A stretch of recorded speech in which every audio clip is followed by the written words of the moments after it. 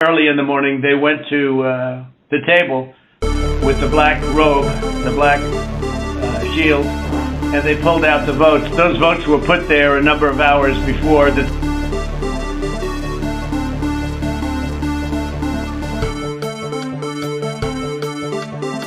We've ended the war on American energy. We were in war.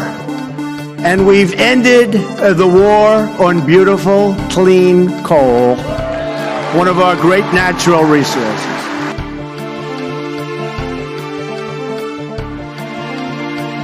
In the immortal words of William Wallace, freedom!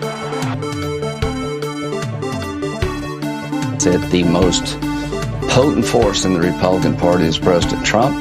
We need Trump plus.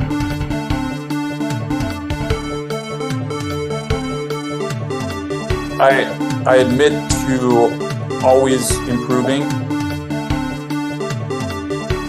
Did you use the word smart? So you said you went to Delaware State, but you forgot the name of your college. You didn't go to Delaware State. You graduated either the lowest or almost the lowest in your class. Don't ever use the word smart with me. Don't ever use that word. Oh, give me a break. Because you know what? There's nothing smart about you, Joe.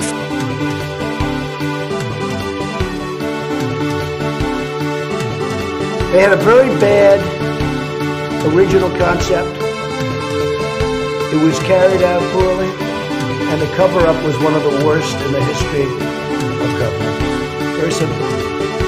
Bad deal, should have never been thought of. Somebody really messed up, and they had the worst cover-up ever. And where it should have stopped is at the deal standpoint, when they thought about it.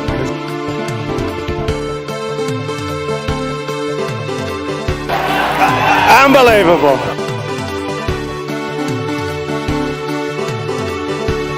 Watch Hillary examine the terrain.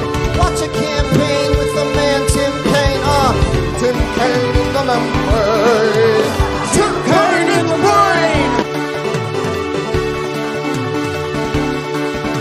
brain. In person, in my office, in Philadelphia, should be done.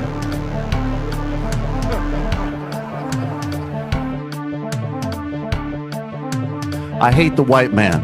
He's of the devil. He was made in a cave in the worst parts of Europe, produced from the lowest forms of humanity. And then they have cans of soup. Soup. And they throw the cans of soup. That's better than a brick because you can't throw a brick, it's too heavy. But a can of soup, you can really put some power into that, right? And then when they get caught, they say, no, this is soup for my family. They're so innocent. This is soup for my family. It's incredible. And you have people coming over with bags of soup, big bags of soup, and they lay it on the ground, and the anarchists take it and they start throwing it at our cops, at our police. And if it hits you, that's worse than a brick because it's got force. It's the perfect size. It's like made perfect. And when they get caught, they say, no, this is just soup for my family. And then the media says, this is just soup. These people are very, very innocent. They're innocent people. I'm about to be 34 and I have no family. Because my dad had 2 kids by the time he was 27. Yeah. And I'm like, man. You know what the problem is, though? It's definitely not me. I think it's everybody else. Only the really, I hate to say this, but those with the lowest IQ.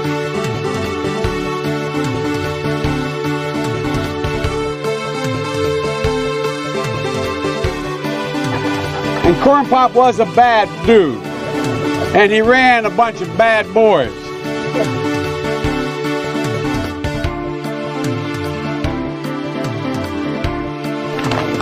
And by the way, you know, I sit on the stand and it get hot. I got hairy legs that turn blonde in the sun. And the kids used to come up and reach in the pool and rub my leg down so it was straight, and then watch the hair come back up again. They'd look at it. So I learned about roaches. I learned about kids jumping on my lap.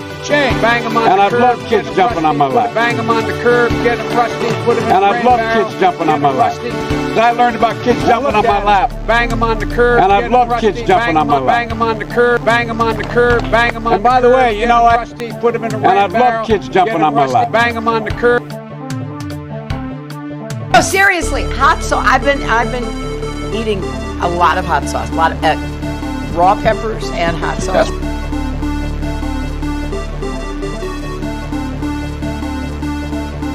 They're not accountable to anyone. I get 10 to 12 million views a month, and they won't come out and address my progressive audience. They won't come out and address Bree's audience, or Katie's audience, or Justin Jackson, or you. They are not accountable to us. They're accountable to whoever the fuck themselves. Let's not kid ourselves. As Chris Hedges taught us a long time ago, the people attracted to politics are the most mediocre of people. They're not your friends. They are elected servants. It's not fucking treating them that way. I hear Brownie is seconding you in the background. They're not your fucking friends. They're the people standing in between us and fucking healthcare. They're putting their fucking personal position ahead of that. Don't fucking forget that. Who are you talking about with that, Jimmy? I'm talking about anybody who's a progressive in Congress who isn't endorsing hashtag the vote. All those motherfuckers who didn't show up today at our town hall. Every fucking one of them is selling you out and canceling you for their own personal gain.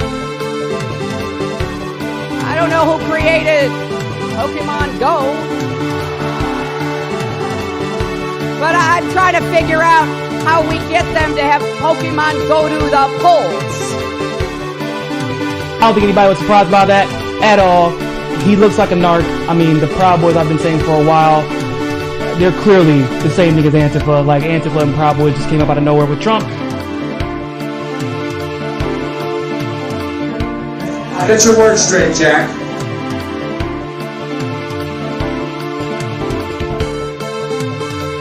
And by the way, I don't think that's some grand conspiracy. I think this is sort of what power is. I mean this at a sort of high level. They felt pretty comfortable after day 2. Unbelievable.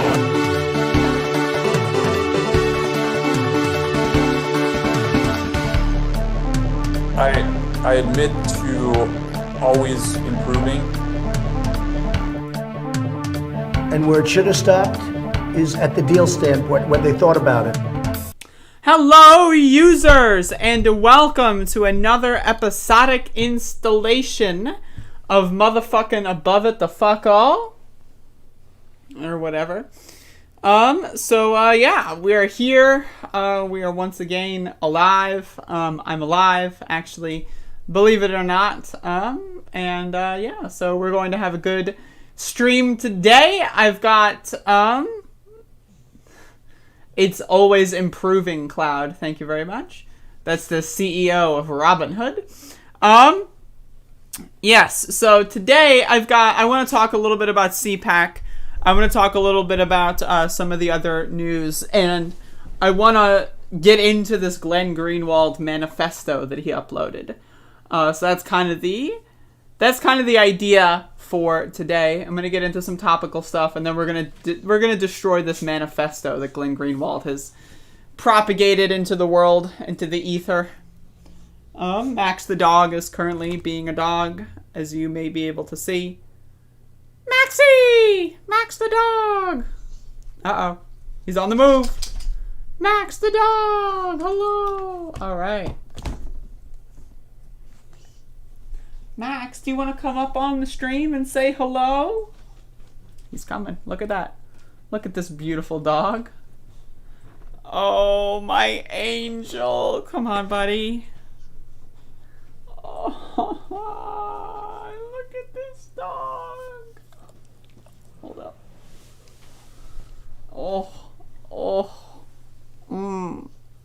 Look at him. Look at him. Look at him right now. Sorry to the audio listeners, but did you just burp in my face, dog? You just oh no. Why'd you do it? Why'd you do it? No.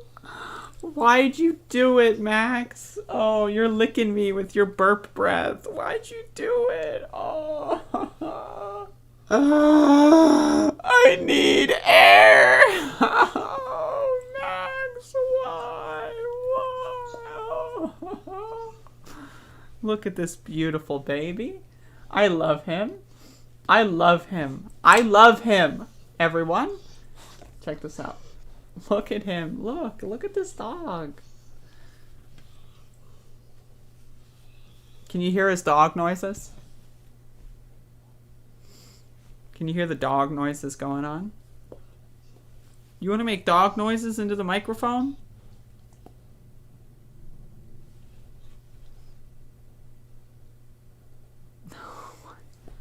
I love him. Look at him. Oh my God. Jesus Christ.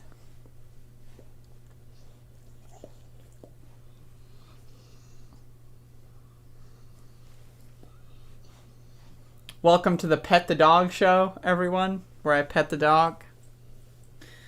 But yeah, like I said, I'm going to get into some Cpac clips because Aaron Ruper's got another content mine on Twitter that I can dig through. I want to get into the Khashoggi thing. Oh, Max is playing with the ball. And then we're going to go through Glenn Greenwald's bizarre manifesto, as I like to call it.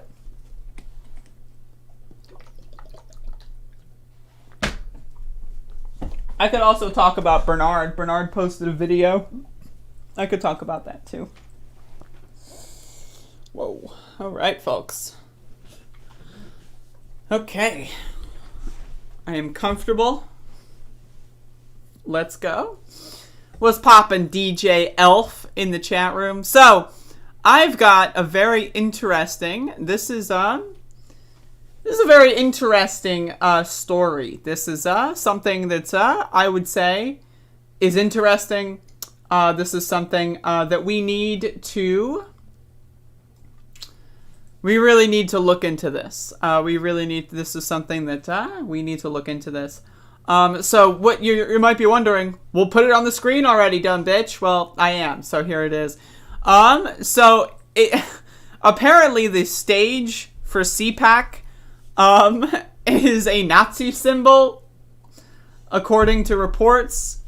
Let's look at this. So, one of the many Nordic rune symbols that has been co-opted by the radical right, the Odal rune, was used as a badge by the SS during World War II and is a decidedly fascist symbol, as seen when the National Socialist movement decided to redesign their flag in late 2016, inserting the rune where there had previously been a swastika. Now, as you can see, the stage for Cpac is literally that, but upside down. Certainly really makes you think. Here's a reference image. I don't really know what's going on there. The Cpac thing is a little bizarre. I really like, what is the, has anyone, have the Republicans mentioned this? Does anyone know? Like, what is the defense of this? As Gregory McKelvey says, they think it's funny and are trolling. They are Nazis, or it's a coincidence. Now, personally, I think 1 and 2 can be they can be true at the same time. I definitely do not think it's a coincidence. But yeah, this is really bizarre. And I've got this whole thread on Cpac that I kind of wanted to go into. Aaron Ruper, of course, given us his free labor, having this giant content mine for me to dig through and get some ingots created from. Let's talk about Tom Cotton, because Tom Cotton, I think, is the most fascist of the motherfuckers. And I saw this clip here. Tom Cotton's talking about his bizarre hatred of free speech, his bizarre hatred of the First Amendment, his fascination with creating a tyrannical police state, the same one that in the 1770s our founding fathers decided to rebel against, but Tom Cotton does not appreciate the founding fathers. He wants to basically nullify all of their hard work, and so let's listen. So I wrote an op-ed in the New York Times.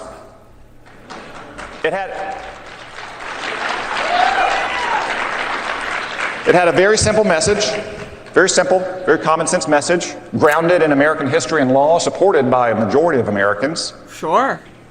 Arguing very simply, if the police cannot, or especially if they are not allowed to restore order, then it is time to send in the troops. And what happened next? Total meltdown with the little social justice warriors at the New York Times. All these children that had been marinated in the language of the campus seminar room. The what? They said things like, "Your words put my life at risk." So, Tom Cotton, again, probably the most fascist in the Republican Party that I've seen. This guy is so bizarre. Like, they're going, like, I feel like we're in a time machine. I feel like it's 2014 again. Like, I feel like Gamergate is fresh news. Like, the college campus SJW? Bitch, motherfucker, what? Like, the college campus SJWs at the New York Times. This is a senator, by the way. This isn't someone posting on fucking 4chan or someone making a YouTube vlog. Like, this is so bizarre to me. And again, okay, so let's send in the military when rioters are out of control. Wait, except on January 6th, where you didn't support sending in the National Guard for some reason, right? Right, Tom Cotton? Your words put my life at risk. As if typing on their phone, sitting on their futons, was as dangerous as being a cop trying to stop rioters in the streets. Or your words are violence. No, I'm sorry, kiddo. Words are words. Violence is what your friends are doing out on the streets of America. Like, are they going to be talking about Black Lives Matter for, like, the rest of their lives? Like, I really feel like we're in a fucking time machine. Like, it's just bizarre. It's bizarre.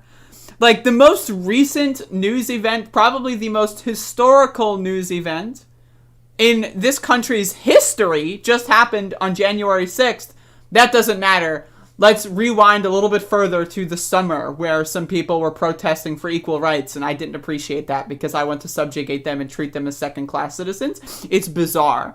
It's bizarre. There have been almost no mentions from what I have seen on Cpac on the January 6th Capitol attack, and I think that really is on brand with them using neo-Nazi iconography. Because, again, these people, they're not trying to hide it anymore. They're not trying to pretend. They are Nazis. They wear it on their sleeves. They're proud of it. Reminder, the Republican Party is a terrorist organization. You cannot convince me otherwise. Fucking freak shows, dude. Holy shit. My God. Why are the SJWs unattractive in the memes, but in real life they focus on Alyssa Milano and AOC? They focus on the hotties. I don't know. It's weird. It's really bizarre. Soon they'll complain about the new atheists. Isn't it interesting that Sam Harris and Tom Cotton have similar ear structure? Like, compare Tom Cotton's ears and Sam Harris's ears. They've got, like, elephant ears, dude. I'm just saying. No offense to elephants, of course. How's everyone doing today?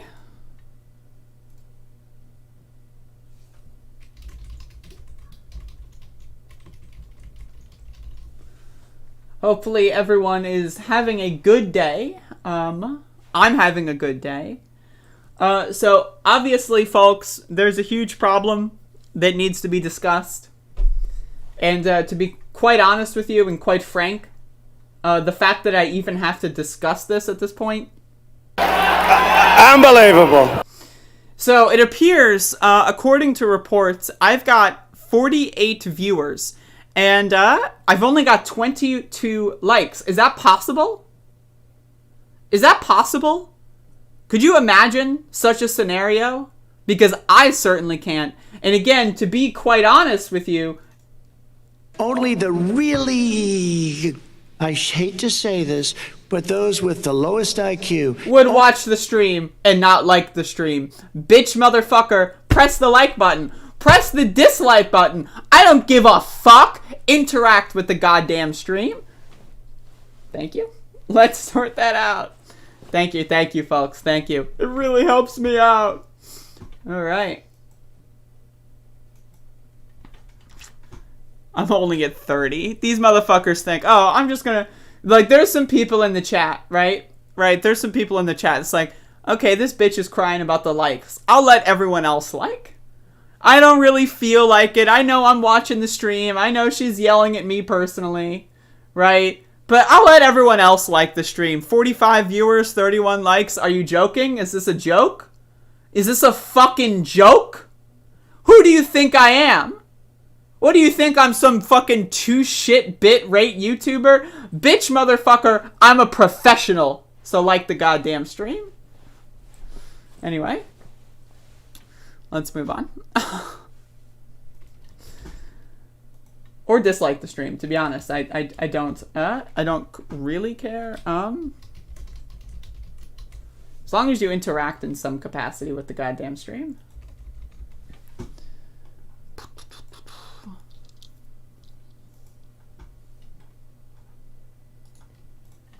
So again, I want to talk a little bit more about Cpac before we get into the main potatoes of this stream. Can't have over 10 haters. I swear to God, 48 viewers, 33 likes. It's not that hard.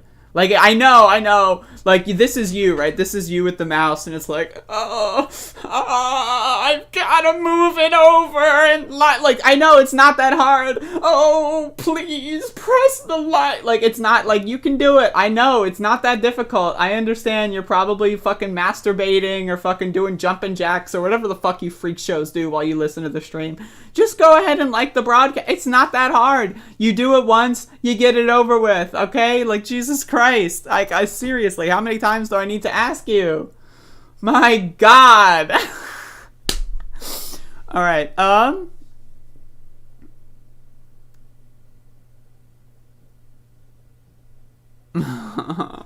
got a few more of these Cpac clips. I don't even know where to, like, where do I even start? All right, let's do this one. Maybe they don't have fingers. My mouse happens to weigh 50 kegs. Thank you very much. Oh my God. Bitch motherfucker. I know y'all are just not liking the stream on purpose. I understand. I tried double liking, but it only... No. Alright, folks. So I covered this the other day. I covered this story where the woke mob, ladies, gentlemen, and everyone who says fuck that binary... The woke mob has decided to come after not only Potato Head, but the Muppets, folks. And we've got a painful reminder of that at the Conservative Cringe Convention, also known as Cpac. Donald Trump Jr., in between doing lines of crack cocaine, decided to hop up on the stage, emphasis on hop, and give this absolutely brilliant gem of a statement. They've banned the Muppets. Right? I mean, they banned the Muppets. The Muppets. Right? Right? Now, you see what this little gesture Don Jr. is doing? You see that? You see that little extension of his thumb? Now, what I need you to do is I want you to study this gesture that Don Jr. is performing, and I want you to like the fucking video. I don't know how many times I need to ask you motherfuckers.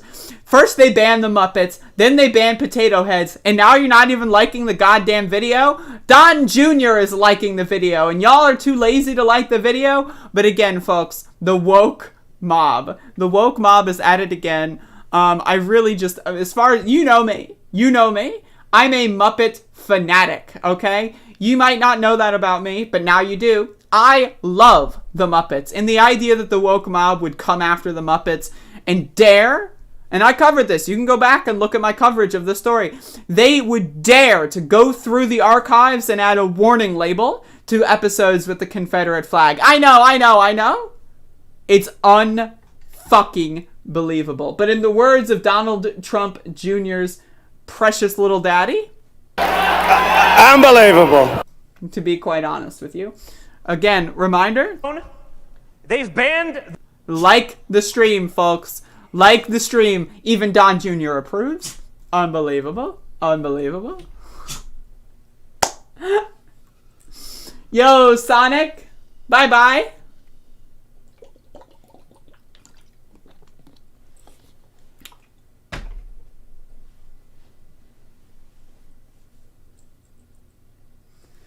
Yeah, they removed 2 episodes of The Muppets because one of the guest hosts was a pedophile. So, interesting how the same guy, Don Jr., who calls the President of the United States, Joe Biden, a pedophile, the same guy who says that is somehow defending a pedophile in the form of The Muppets canceling his episode. But what are you going to do? What are you going to do? These people aren't sending their best. Whatever.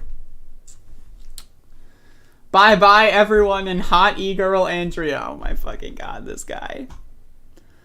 Folks, I've got really bad news. So last time I looked at the likes on this broadcast, I had 35. And according to reports, I now have 34. Which one of you motherfuckers unliked the stream? Which one of you fucking shit-for-brain, cocksucking motherfuckers decided to unlike the stream? It was at 35. I saw it at 35, and now it's at 34? Is this a joke? What do you think? I'm sitting here, like, dancing like a fucking... Look at me. You think I do all this for free? You think I do this for free? I don't do it for free. I do it for likes. Like the stream, folks. Stream is moist now. I love a moist stream. I love when the streams are moist. Hopefully everyone's having a good day, though. Again, I'm just getting through some of the Cpac cringe, and later today on this episode, I will be diving deep into Glenn Greenwald's bizarre new manifesto that he released, and so that should be interesting. Let me, should I do, like, the freedom? Should I do freedom? What do y'all think? Hold up, I'm looking for it.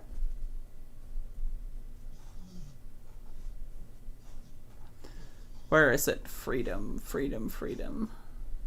Here we go. So, wow, there's a lot of clips of Ted Cruz. Alright, so Ted Cruz went to the conservative cringe convention and decided, you know, I'm gonna start with the end and then we'll get into the actual, you know, speech itself. Ted Cruz decided to do this. Freedom! In the immortal words of William Wallace, freedom! Alright, so anyway, Ted Cruz started off his little bizarre, I don't even know what this is. And I just want to say thank God for Aaron Rupert for providing all these clips in a thread that I don't have to do any work for. So, Ted Cruz is on Cpac talking about and making jokes about himself abandoning his constituents after killing them by voting for legislative agendas that, and again, with the Texas freeze, the grid was privatized. Right, the market was so free that people got hit with $18,000 electric bills for just a week of electricity, right? Well, he jetted off to Cancun, right? And so he's about to make a joke about that, about his constituents dying in the cold, including, I think there was an 11-year-old child dying in the cold. Let's see what Ted Cruz has to say.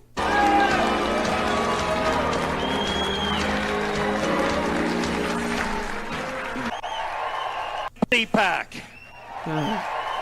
Look at his body shape. This is one of the things that, like, you never really get to see this on television. Is like, look at this guy's body shape. What human being looks like this? Seriously. I gotta say, Orlando is awesome. It's not as nice as Cancun.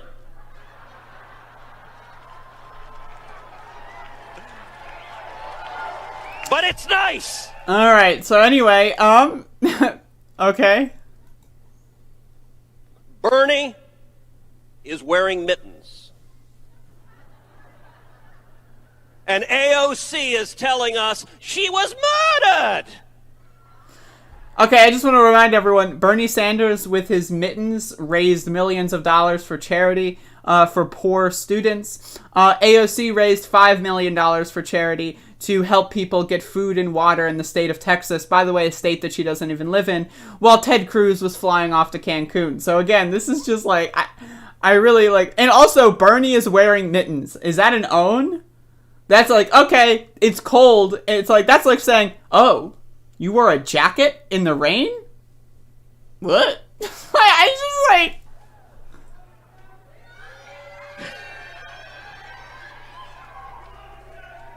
And the media desperately wants to see a Republican civil war.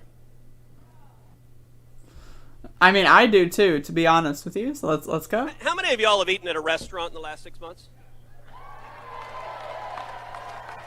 Can I just stop and say how strange the rules are right now? I want to understand how this virus works. So when you walk in, you got to put your mask on. Sadly, I've got two. You walk in, you got to put your mask on. You sit down. Look at his body shape, take your mask off. See, apparently the virus is actually connected to elevation. I just want to say that this is one of the very painful reminders of why these cities like New York City and all these other states like, California, for example, having these really bizarre restaurant rules. All restaurants from from February of 2020, every single restaurant owner should have been given like a year's or 2 years salary protections, right, for costs, and they should have shut down completely. No out-person dining, no takeout, nothing. They should have shut down all the restaurants entirely, because when you half-ass it, you get people like Ted Cruz going out there and criticizing those policies from the left, but doing it in service of right-wingers, and it's really just bizarre. No, remember, this is all about science. It's actually, it may not be elevation. I think it's that there are hormones that are released in your thighs when you're sitting. So you can sit at the table and there's no virus being transmitted. But if you stand up, put the mask on! This guy feels like, he really is doing like a comedy routine. Like, can I get the HBO special version of this with like the exclusive camera angles? We can have herd immunity everywhere, and we're going to wear masks for the next 300 years. And by the way, not just one mask, 2, 3, 4. You can't have too many masks. I don't understand these people's fascination with masks. Like, is this what people were saying when people invented shirts? Wait, you're telling me you want to wear a shirt? Next, you're going to tell me you're going to wear 1, 2, maybe 3 shirts.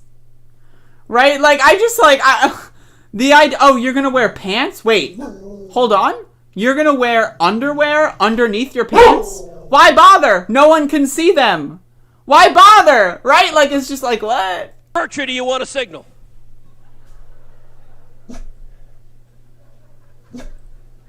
This is just dumb. And then all the fucking clowns in the audience are like, yes! Dying of a disease to own the libs! Like, I just like, oh my god. There were reports that riots were going to come into mostly peaceful, fiery but mostly peaceful. There were reports riots were going to come into the suburbs. I got to tell you, in Houston, where I live, there weren't any rioters. Because let's be very clear, if there had been, they would discover what the state of Texas thinks about the Second Amendment right to keep and bear arms. Wait a second. Okay, so the argument is that there are rioters in the suburbs, except there aren't, because if there were, we would kill them? So then there were no rioters in the suburbs. Therefore, what you said is meaningless. These are really good clips. And then, of course, this classic. Words of William Wallace. Freedom! What is happening? Like, what is wrong with these people? Like, look at his goofy face. Like, look at that. Hold up. I'm going... Computer. Enhance. Hold the phone. What is that? Like, garbage. Like, it's pure and utter garbage is what that is. Jesus. Hold up. Where is that?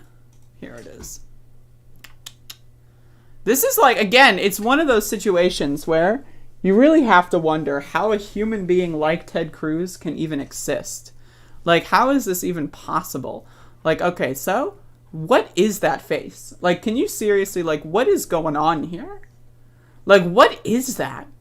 Like, the guy looks kind of like Santa Claus, except, like, maybe a little bit younger. Like, seriously, like, what the fuck like, what is going on here? Like, I don't even, like, wow. Anyway, Ted Cruz not sending us best.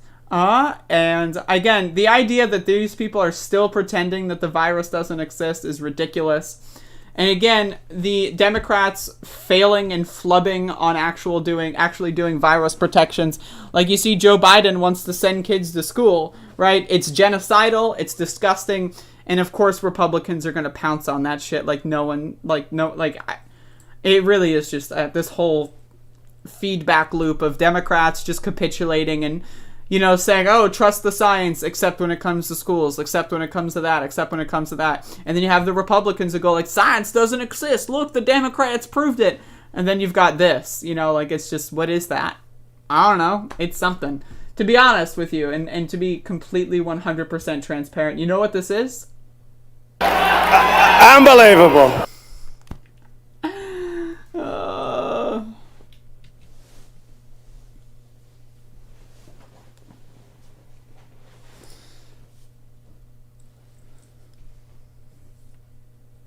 How's everyone doing today?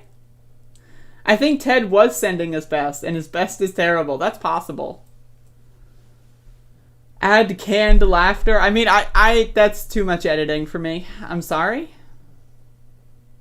Science can't explain Ted Cruz. I don't think science would ever be able to even come close to explain Ted Cruz. You know what else science probably can't explain? How I've got 60 fucking viewers and only 43 fucking likes. That's something I would love to see a scientific expla-fucking-nation for. You're telling me now I've got 59 viewers. Thanks a lot. Goodbye, asshole. Shut the fuck up and get out of the stream. Leave a like before you go, you prick. Like the stream, motherfuckers. This is not a joke. You think it's a joke. I know.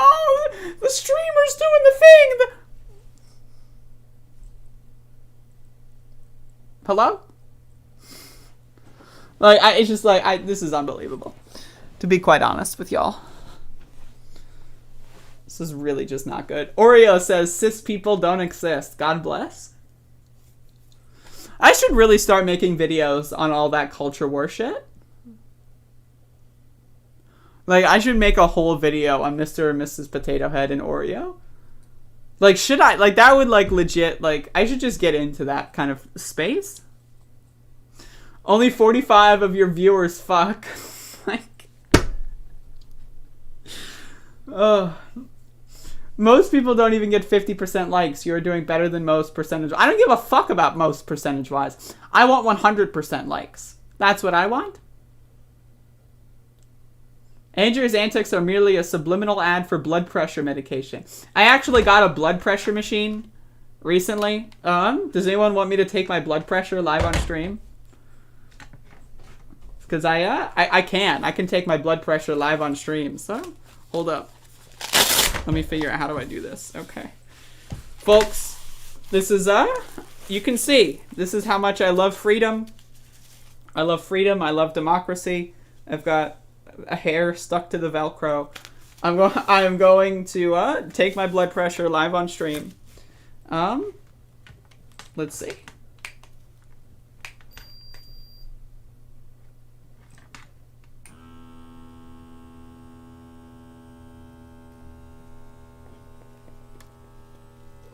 I hate taking my blood pressure. I regret doing this bit. I hate this so much. This hurts.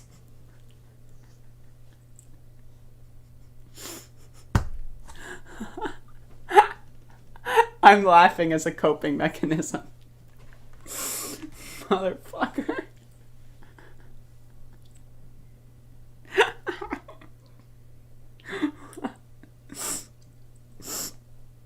That's not painful. That's not painful. That's not painful. 117.62, buddy. I don't know if that's good, but it's something. My blood pressure is 117.62. Check this out. Check it out, folks. You see that shit? Bada boom. I think that's good. I don't fucking know. Whatever. Now I've got these fucking wires all tangled up. Motherfucking shit. This stream gets better every day.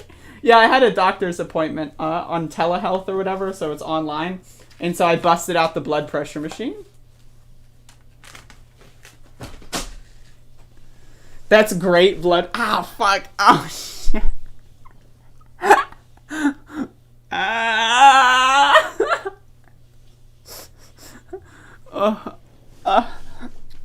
Alright, folks. On with the stream.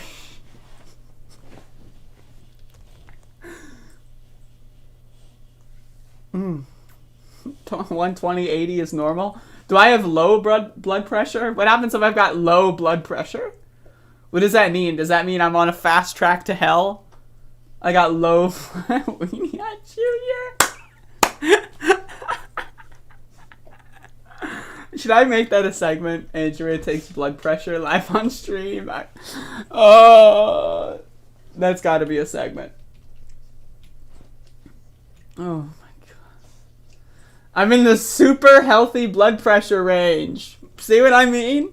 Look at me. This is what happens when you fucking eat healthily. By the way, does anyone want to know a little tidbit? I drink gallons of hot sauce, right? Back me up, Hillary. Come on, girl, let's go.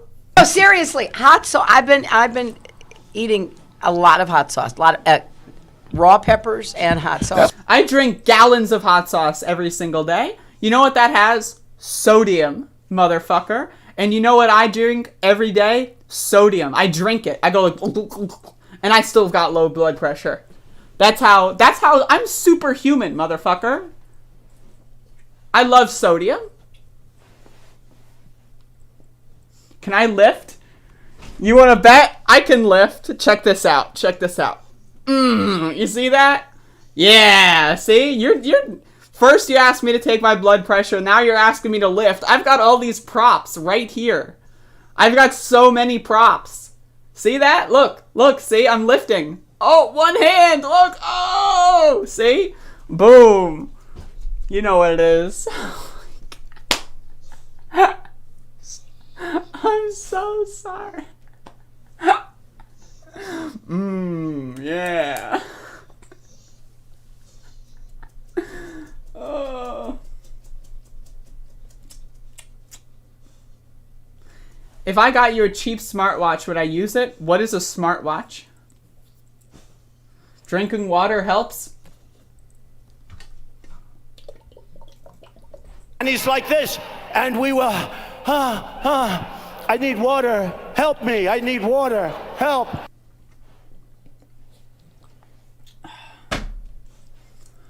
Hello, dumb fuck. See, this is why I don't ban the dumb fucks, right? This is part of the conversion therapy that I provide. You get these dumb motherfuckers that come in here and go like, communism is evil. I know that people are dying of starvation all around the world because of capitalism, but communism is the real problem, right? And then I just make fun of them like the dumb motherfuckers that they are, right? Only the really, I hate to say this, but those with the lowest IQ. Right, and then they come back, they come crawling back. They come on their hands and knees. Look, their hands and knees. They're in tears. Please, I'm so sorry. I still don't like commies. I mean, you're still a dumb fuck. But don't worry, we can work on that. Right? I've got a bunch of former Trumpers in my chat. They came in here, it's like, I'm gonna make fun of the tranny for voting for Joe Biden or whatever, right? And then they come into my stream and then they realize I'm hilarious and I'm awesome, and then they're out. Now they're communists. Just give me a couple months. Just give me a couple months, dumbass. I will tell you why poor people deserve not to freeze and starve. I will tell. I know it sounds crazy. What? Poor person being able to feed themselves?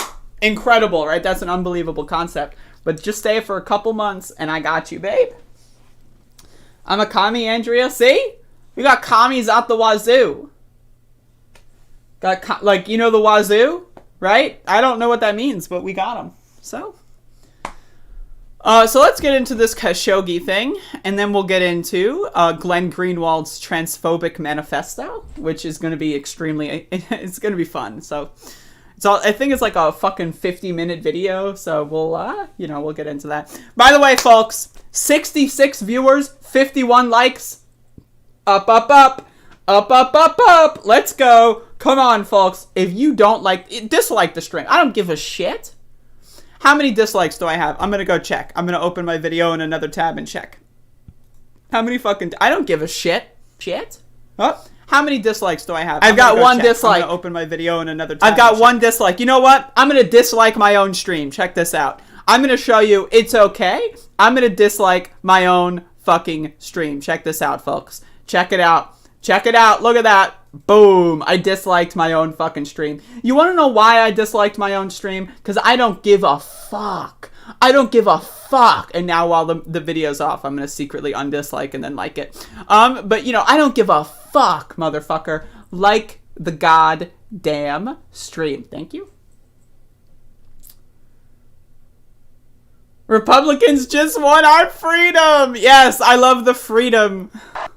In the immortal words of William Wallace, freedom!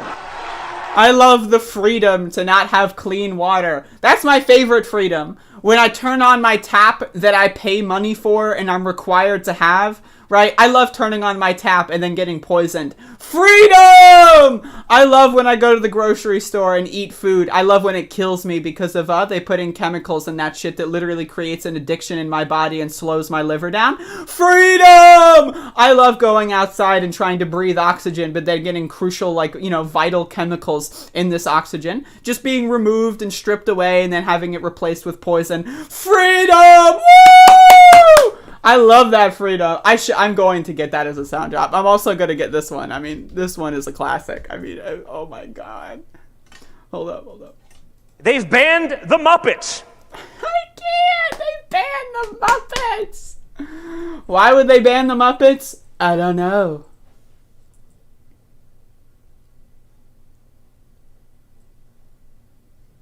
Damn. So, okay, so I'm the... Hey, rucking dumb fuck, do you want to hop on the stream and debate me? Do you have a Discord account? I invite you to my stream tomorrow. What's today, Saturday? I invite you on my stream Sunday at this time, 24 hours from now. Will you hop on the stream 24 hours from now and debate capitalism, where you die from starvation and you die from asphyxiation because you can't have clean air or clean water, or communism, where everyone gets clean healthcare, water, food, air, etc.? No, I don't have social media. Well, I don't have social media. I say, typing from my social media account. Do you want to call me on the phone? Do you have a phone? Surely you have, you love freedom, right? So surely you've got 18 different phones with 28 different providers, right? Because you love freedom. Fucking... God damn it. Bottom line, the American dream, the great American dream versus being a socialist hellhole. Oh, such a classic. All right, let's get into the Khashoggi thing.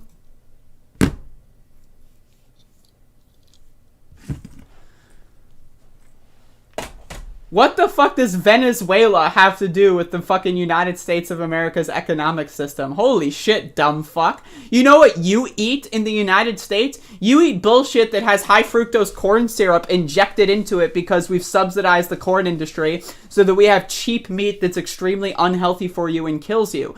Did you know when you eat meat, you are 40% more likely to develop heart disease? I'm a vegetarian that's the main reason. Meat literally kills you. If you eat meat, you will die younger on average than anyone else who's a vegetarian, right? Then again, there's also the good meat. That's the healthy meat. But most people eat unhealthy meat that's been soaked in syrup, honey, and high fructose corn syrup, right?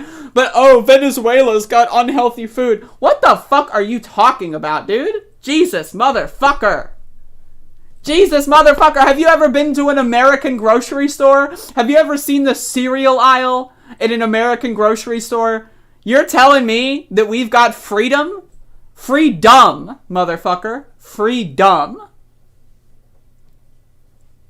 Anyway, speaking of freedom, let's talk about how Jamal Khashoggi's freedom was violated. So this came out yesterday, I believe it came out yesterday. People are crawling through the documentation. The U.S. implicates the Saudi crown prince in Khashoggi's killing. So I want to play a sound drop real quick. When this event first occurred, Donald Trump, then president of the United States, had this to say. And this was his full statement on the dismembering and murder of Jamal Khashoggi. This is Donald J. Trump's full statement on the murder. They had a very bad original concept. It was carried out poorly, and the cover-up was one of the worst in the history of cover-ups. It's very simple. Bad deal, should have never been thought of. Somebody really messed up. And they had the worst cover-up ever. And where it should have stopped is at the deal standpoint, when they thought about it. Because whoever thought of that idea, I think, is in big trouble. Well, apparently, Mohammed bin Salman thought of that idea. And let's see if he's in very big trouble. I literally cannot believe that statement. Like, again, look it up. If you think that that's like out of context, no. Look up Donald Trump, Jamal Khashoggi, and that's the video you will find. It's incredible. So, Saudi Arabia's crown prince likely approved the killing of US-based journalist Jamal Khashoggi inside the Saudi consulate in Istanbul, according to a newly declassified US intelligence report released Friday that instantly ratcheted up pressure on the Biden administration to hold the kingdom accountable for a murder that drew worldwide outrage. What we need to do is we need to say, fuck Saudi Arabia and stop being allies with them, stop giving them aid, stop giving them military aid especially so that they can go kill children in Yemen, right? We need to cut off all connections with Saudi Arabia, because if we don't, then guess what? That bad deal that should have never been thought of, well, I got news for you. They're going to think of an even worse deal. The intelligence findings were long known to many U.S. officials, even as they remained classified, had been reported with varying degrees of precision. But the public rebuke of Crown Prince Mohammed bin Salman is still a touchstone in U.S.-Saudi relations. It leaves no doubt that as the prince continues in his powerful role and likely ascends to the throne, Americans will forever associate him with the brutal killing of a journalist who promoted democracy and human rights. Yet, even as the Biden administration released the findings, it appears determined to preserve the Saudi relationship. Disgusting, genocidal, and ridiculous. Joe Biden needs to be held accountable for war crimes, for funding this destruction that he is impacting on the world. Again, it's one thing. I'm not saying we need to go into every country with a bad leader and kill the leader. Obviously, that's a bad idea. But do we need to give every country that has genocidal leaders millions and millions of our dollars? Meanwhile, by the way, does Flint, Michigan have clean water? By the way, I covered the story a couple months ago where bridges in North Carolina collapsed, killing children. Right? Where's our infrastructure? Where's our infrastructure? Where's our stimulus package? Where's our health care? Where's all of our clean water, clean food, clean oxygen? Right. We have so much money we can give to genocidal freaks in the Middle East like Mohammed bin Salman, but we can't give our own citizens a good deal for once? This is why it's ridiculous. It's fucking ludicrous, right? If you want to say give foreign aid to a country that's actually desperate and needs it, I'm down with that. But does Saudi fucking Arabia need to be given military weapons, bombs, missiles, etc.? No, they don't. And if you think they do, you're a fucking idiot. I'm sorry. Questioned by by avoiding direct punishment of the prince himself, despite demands from his congressional Democrats and Khashoggi allies for significant and targeted sanctions. Questioned by reporters, Secretary of State Antony Blinken defended the approach. What we've done by the actions we've taken is not to repute the relationship, but to recalibrate it to a more in line with our interests and our values. He said, our values! What values? Killing journalists? That's a value? Yeah, I mean, hey, when you're in America, that is a value. Again, there was recently this story that came out that the New York Police Department tried to and successfully set up Malcolm X so that he was murdered, right? That's the value. Look at Martin Luther King Jr. being destroyed and killed by the FBI and the CIA. They've been doing this shit all the time. killing pro-democracy protesters. Look at what happened in Ferguson. Almost all of the people that took leadership roles in the Ferguson protests in 2014 were mysteriously found dead in their cars. They all died of suicide. I love killing myself by setting my car on fire with no accelerant or match anywhere found. That's my favorite form of suicide. But again, so yes, as far as defending the values of America, sounds about right, motherfucker. I think that we have to understand as well that this is bigger than any one person. What? So bizarre. The conclusion that the prince approved an operation to kill or capture Khashoggi was based on his decision-making role inside the kingdom, the involvement of a key advisor and members of his protective detail, and his past support for violently silencing dissidents abroad, according to the report from the Office of the Director of National Intelligence. Though intelligence officials stopped short of saying the prince ordered the October 2018 murder, the 4-page document described him as having absolute control over the kingdom's intelligence organizations and said it would have been highly unlikely for an operation like this, like the killing, to have been carried out without his approval. Saudi Arabia's foreign minister responded by saying the kingdom categorically rejects the offensive and incorrect assessment in this report pertaining to the kingdom's leadership. Shortly after the findings were released, the State Department announced a new policy called the Khashoggi ban that will allow the U.S. to deny visas to people who harm, threaten, or spy on journalists on behalf of foreign governments. So, okay, they are going to spend more money instituting some dumb bullshit that's not going to protect anyone from anything, instead of, I don't know, cutting off all the fucking military aid we're providing to a genocidal regime? What? Meanwhile, this same country is the same country that says Venezuela is being occupied by a terrorist dictator. It's the same country that overthrew the fucking government of Bolivia, but they're so strong and tough when it comes to overthrowing democratic elections in Latin America. But when it comes to an actual dictator in another country who actually kills American citizens,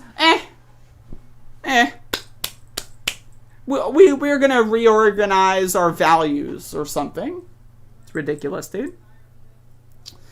It also said it would impose visa restrictions on 76 Saudi individuals who have engaged or threatened dissidents overseas. The State Department declined to comment on who would be effective, blah, blah, blah, no one cares. The Treasury Department also announced sanctions against former Saudi intelligence official Ahmad Hassan Mohammed al-Asiri, who U.S. officials say was the operation's ringleader. How about, again, you announce sanctions against the whole goddamn country instead of giving them military equipment so that they can murder children in school buses? It's ridiculous, right? I'm done with this. I can't. This shit is dumb. And again, I want to just cite the words of our president.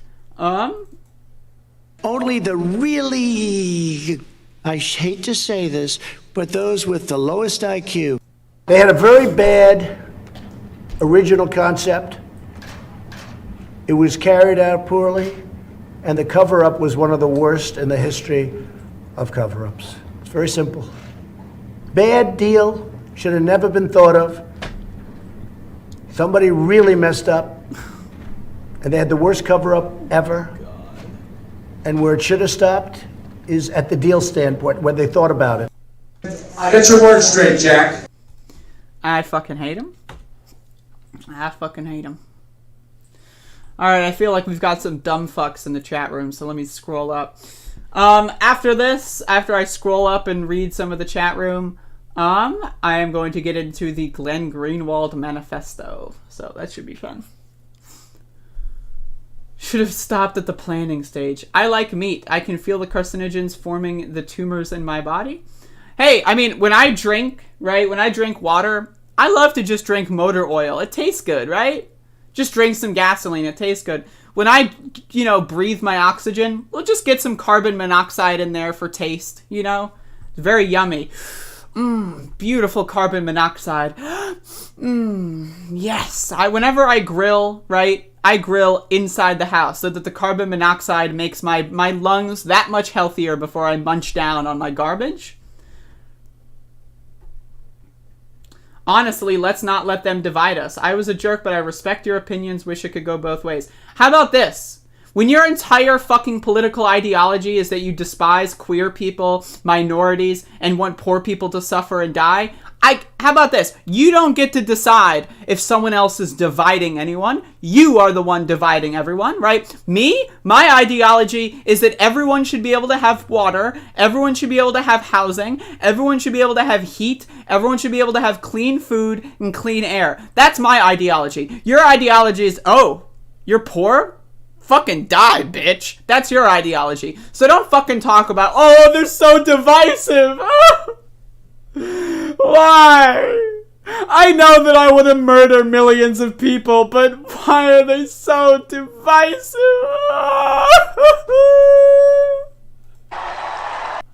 In the immortal words of William Wallace, freedom!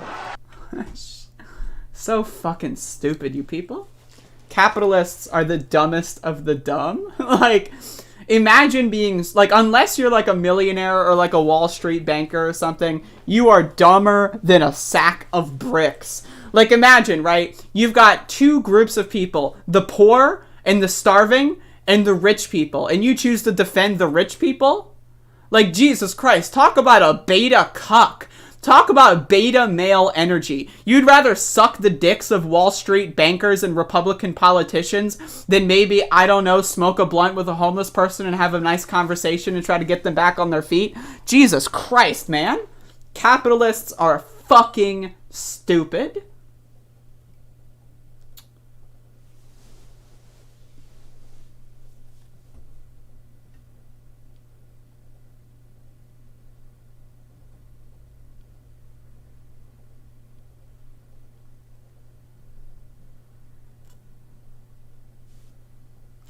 I work in IT. I'm actually educated. Okay? Awesome, dude. I'm so proud of you. Who gives a fuck? Who gives a fuck? When did I make an assumption about your education?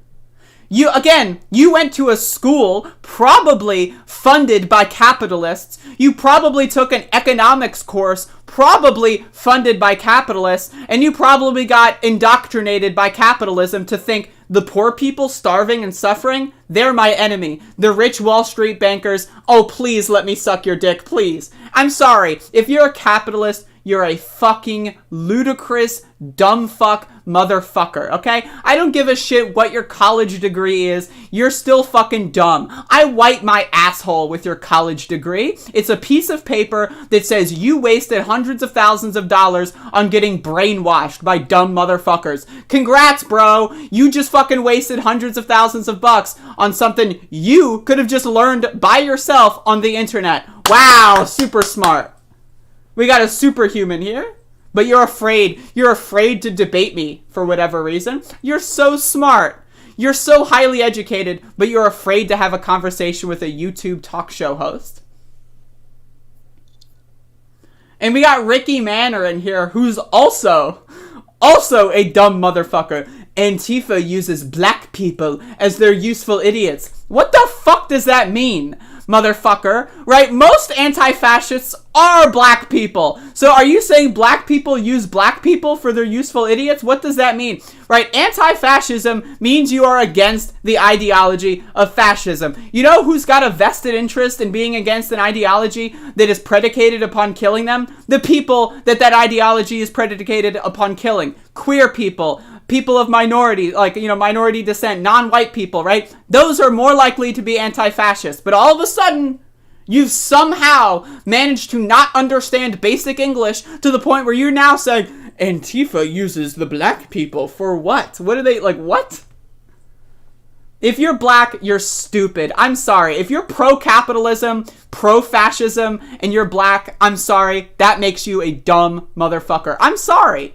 Right? If you are a queer person who hates queer people, you're an idiot, right? If you're a black person who hates black people, you're an idiot, okay? I'm sorry. This shit is dumb, dude. You need to get your head out of your asshole and stop sucking the dick of rich boy politicians online, because it's pathetic. Elon Musk isn't going to see your YouTube comments and say, oh, I'm going to hire you for my elite squadron. Fucking Bill Gates isn't going to see your fucking messages. Ted Cruz isn't going to see your messages. Donald Trump isn't going to go, Ricky in the chat room was defending my honor. Ricky, join our squad. No one's going to, like, I'm sorry, dude. Come on. If you want to debate me, add me on Discord. We'll talk in 24 hours. Can you operate Discord? Is that possible? Hit me up, bud. I love yelling at idiots in the chat.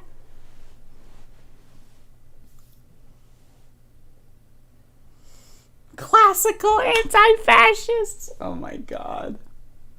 Don't waste my... I love wasting my time on trolls. Like, people that come in the chat and say, like, yes, I know I'm being oppressed by a system, but I'm going to support that system. I'm sorry. Like, you're dumb. You're dumb. I'm sorry. That's dumb. That's like paying someone to fucking punch you in the balls.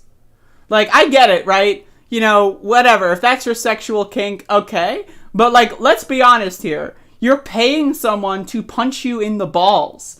You're not just getting into a fight with someone, right, over whatever. You are giving people money, and they are using that money to inflict physical pain upon you. I'm sorry, man. That makes you a dumb bitch. Jesus. That being said, of course, I support sex workers. But, like, obviously, like, you know, this isn't, like, maybe it's a sexual kink for these people. Maybe. Like, maybe they get off on it. Oh, yes, Ted Cruz, please talk about the Black Lives Matters, please. Oh, like, maybe they get off on it, right? But, I mean, if you don't, then, like, what the fuck are you doing? Seriously. Don't take that one out of context. Oh, all right. Man, is it hot in here or is it just me? Holy shit. What's the weather today? It's 15 fucking degrees. Are you joking? What? It was like 2 degrees yesterday. Holy shit. Sunday it's going to be 20 degrees, motherfucker. Monday. Oh, Tuesday it's going to go back down to 2. Dude, it's going to be March. These motherfuckers are giving me it's going to be 0 degrees in March. Are you joking? Is that a joke? Unbelievable. Unbelievable. Unbelievable. I mean, I hope it's a sex thing. Like, if you're spending, like the rucking guy in the dumb fuck chat, if you're spending hundreds of thousands of dollars on a piece of paper so that you can suck someone's dick, I hope it's a sexual thing, because Jesus Christ. Because if it's not, then it's just embarrassing. Like, if it is a sexual thing and you're, like, getting your jimmies rocked by, like, oh yes, I want to spend hundreds of thousands of dollars getting a stupid piece of paper so that I can worship people who want me dead. Yes. Like, if it gets your fucking shit going, okay, but, like, Jesus Christ, buddy. Like, my God.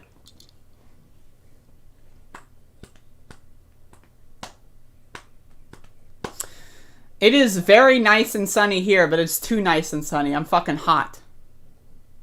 The 15 to 20 range is where I start to get sweaty. Like, my pits are stinky. Like, look at this. Look. You see, I'm not going to show you my pits, but they're a little moist. I'm not going to lie. My armpits are a little moist. Oops. Right? What are you going to do? What do I think about this in relation to $15 an hour? What do I think about what? What state do I live in? North Carolina? I think that we should have a $25 minimum wage. $15 an hour was okay in 2012, but Jesus Christ?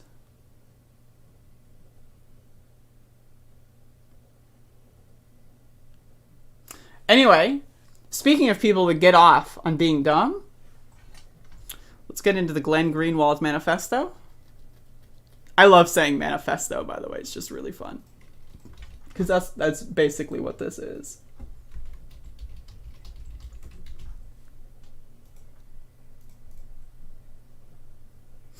No. That's not a real person. Hold on. No. No, this is the guy in the chat. Hold up, y'all. No! This is the guy in my chat room. Oh my god. Alright, hold up. Alright, let's watch.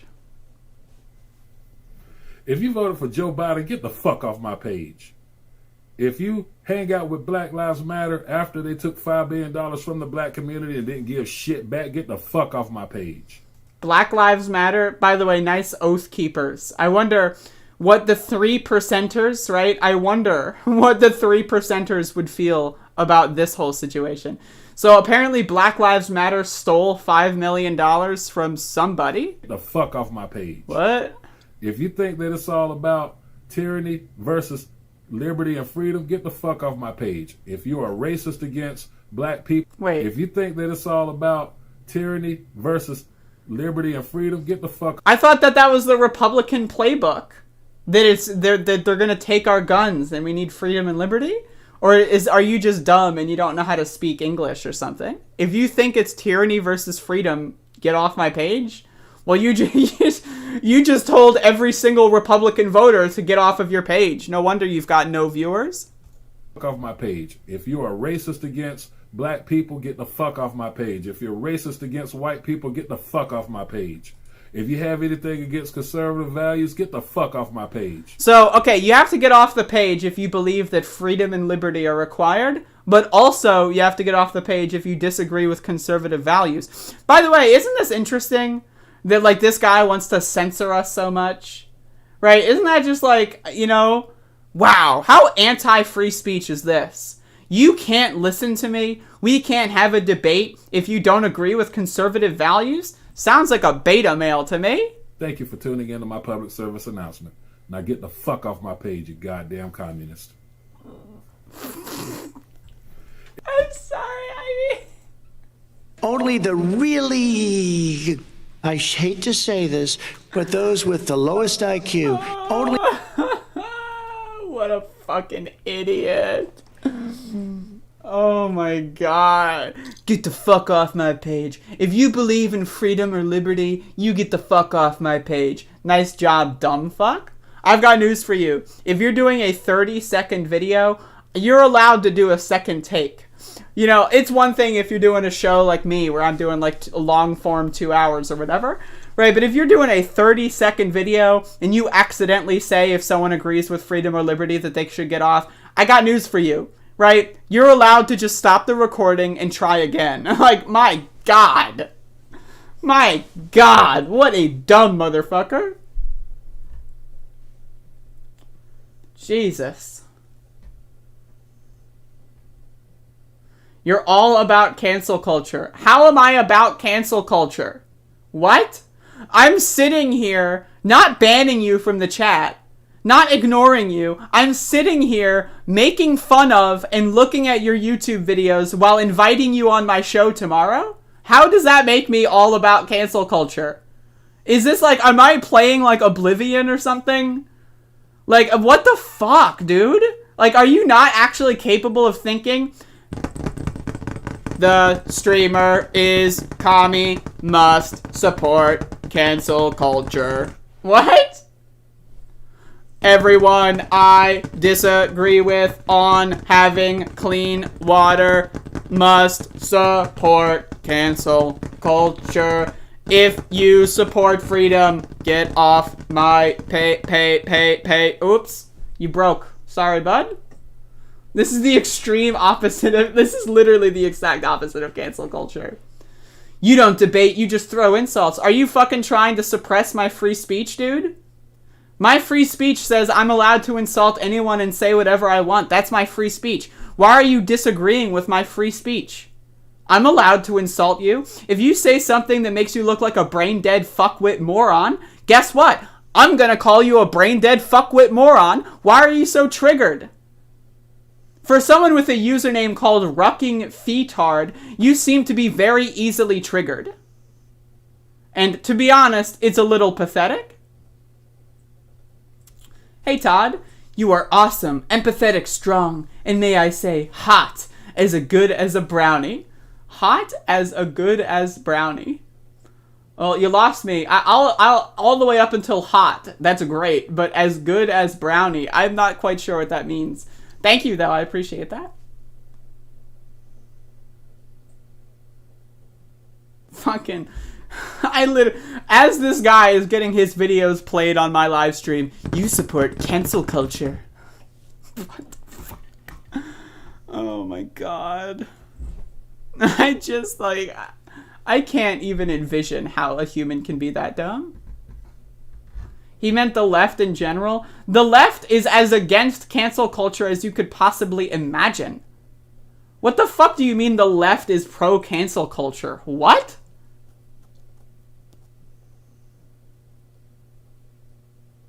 Are you confusing Joe Biden's wing of the Democratic Party and neoliberals with the left?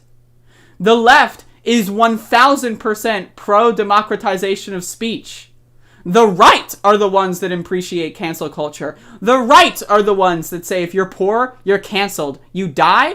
The right are the ones that say if you can't afford bottled water, you have to drink lead and you die. The right are the ones that want to bomb the Middle East and every other country in the world, including in Latin America. That's called cancel culture. Dropping nuclear bombs on Japan is cancel culture. Did the left do that? No, it was conservatives and right-wingers.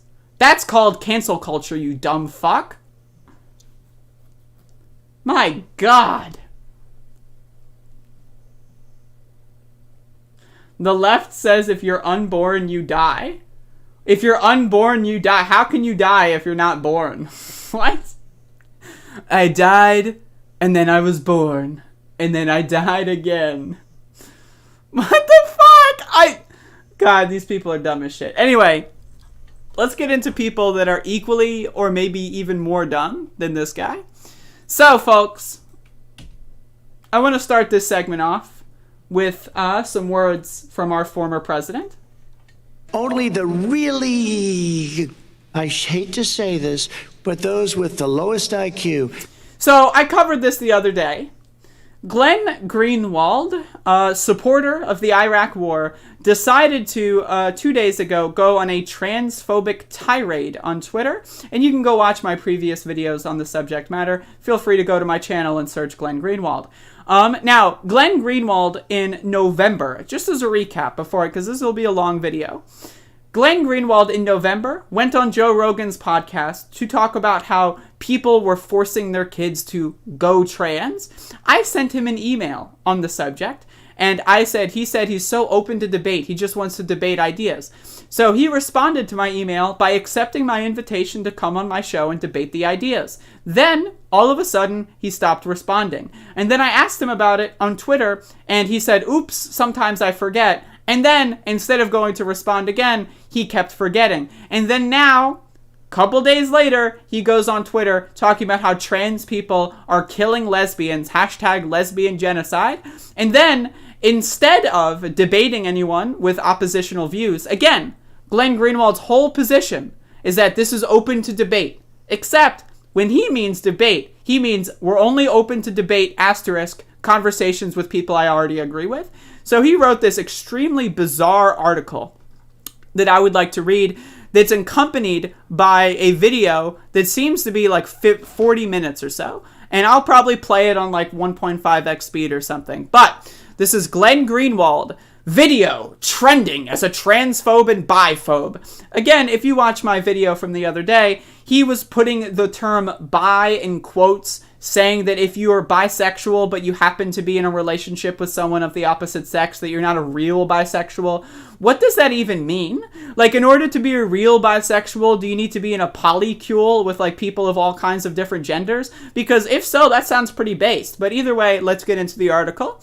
I had the privilege of having my name trend on Twitter for a good part of Wednesday and into Thursday morning because journalists in the liberal sector of media, along with left liberal activists, accused me of transphobia and biphobia in parents, with half-hearted accusations of misogyny tossed in so many times that Twitter's algorithm catapulted my name onto its sacred most discussed list. What is this shit? Like, Who writes words like this? Twitter's algorithm catapulted my name onto its sacred like, what? Twitter's new team of extremely politicized editorialists summarized the trending term this way. Now again, right? Again, I offered to have a conversation with Glenn Greenwald on this subject 4 months ago. Going on 5 months ago. He agreed to come on my show and have this conversation. And then, instead of actually doing so, he strategically ignores my emails, goes on people like Jimmy Dore's show to talk about trans people being icky, goes on Joe Rogan's show to talk about how trans people are icky, goes on Twitter to talk about how trans people are icky, right? And as soon as a trans woman goes up to him and says, hey, you keep saying you're open to debate, why won't you talk to me? All of a sudden it's, oh, the sacred discuss list. So repetitious were the accusatory tweets that a journalist entering my name in Twitter search feature found these helpful prompts. Glenn Greenwald TERF, Glenn Greenwald Trump, Glenn Greenwald biphobic. I love it. I love it. Now, I want to remind everyone that Glenn Greenwald is a gay man, hating on other gay people, hating on other queer people, hating on bi people. Why? Because this is his role. This is what he has become, a token. He is the token gay for right-wing media spaces. He goes onto his platform, and whenever you criticize him, he says, whoa, whoa, whoa, buddy, I'm gay. So when I go out there and say trans people are killing lesbians, when I go out there and say bi people are fake, it's okay because I'm gay. I'm gay, guys. Come on. That's his role right now. It's disgusting. Among the many bizarre aspects of this episode is that I am, and long have been, someone who resides on the far end of the spectrum when it comes to trans rights, in favor of full legal rights for trans people. Except when they're children, except when they are intersex, except when they are self-identifying as trans and maybe in the age of 17. Full legal rights. And except I'm going to question you at every turn and make you feel uncomfortable. What? In favor of honoring their gender identity and opposed to efforts to malign or exclude them, so much so that in the past, when attacked on the rare occasions that I discussed this issue, it is almost always from people who oppose the core tenets of trans rights, not from those who support them. If I, with these views, am a bigoted enemy of the trans movement, then who are its allies? Do many of those who form this movement even want allies? Again, Glenn Greenwald, why do you refuse to respond to my email? You only have conversations with people you agree with. Meanwhile, you're going to go out there and say, everyone's being rude to me.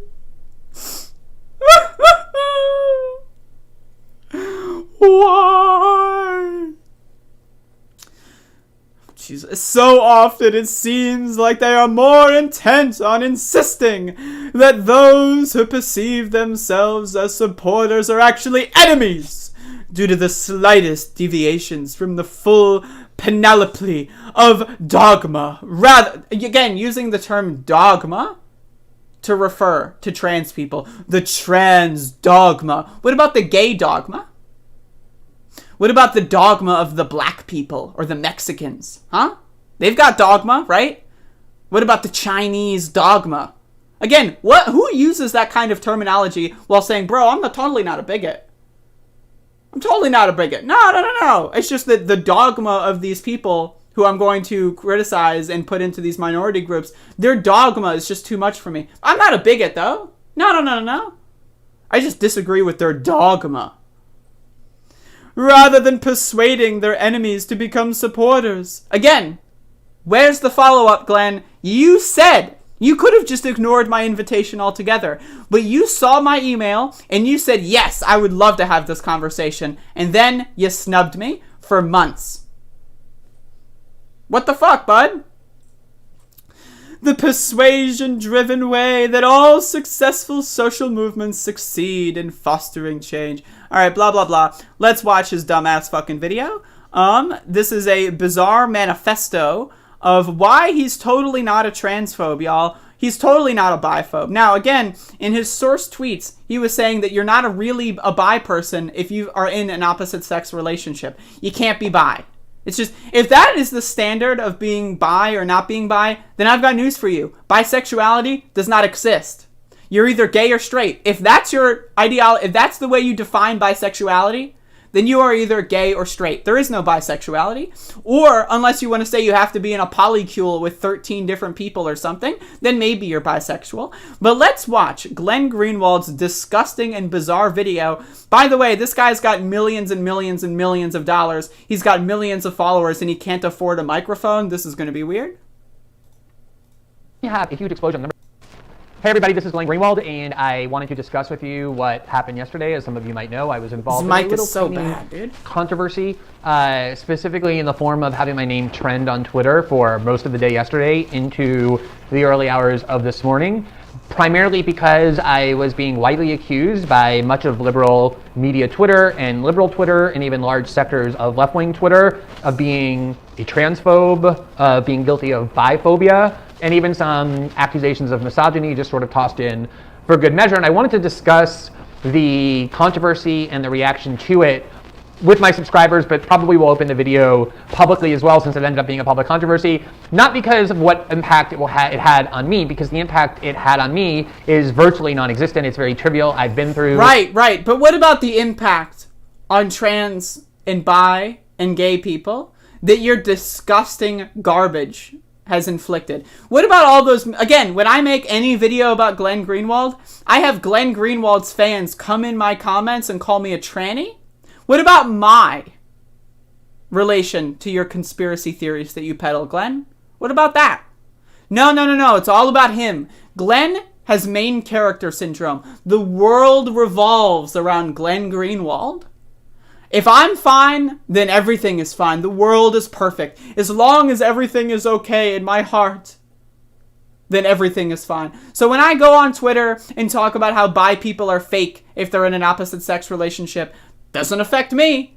It might affect all the thousands and thousands and thousands of bi people that my millions of fans are going to go and attack, but it won't affect me.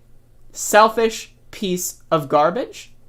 These controversies many times before, I can predict with a fair amount of confidence and safety that this is not the last time I will be involved in the middle of one of these. One of the things that you realize when you have a large platform, when you speak and report on polarizing and controversial issues, is that the first time that it happens, it seems like the entire world is falling down and crashing down on your head, that the world is talking about nothing but, and as you go through it, the third time and the fifth time and the ninth time, what you realize is that it's really just kind of a daily ritual, that Twitter or whatever online platform is doing it will single you out when they find you, like a little vulture seeing the meat on the ground, and then it kind of exhausts itself over the course of 12 to 16 to 18 hours, and then it moves on to the next target. I'm sure as I record this, they're already on to the next person or set of people on whom they're, as a group or a herd, swarming. And when you have a platform like I have, one that's independent, one that's established and large, and have a body of work where you and your ideas are understood within the context of this... If you have millions and millions of followers, and you don't bother doing the diligence and research to know what the fuck you're talking about, again, Iraq war supporting Glenn Greenwald, right?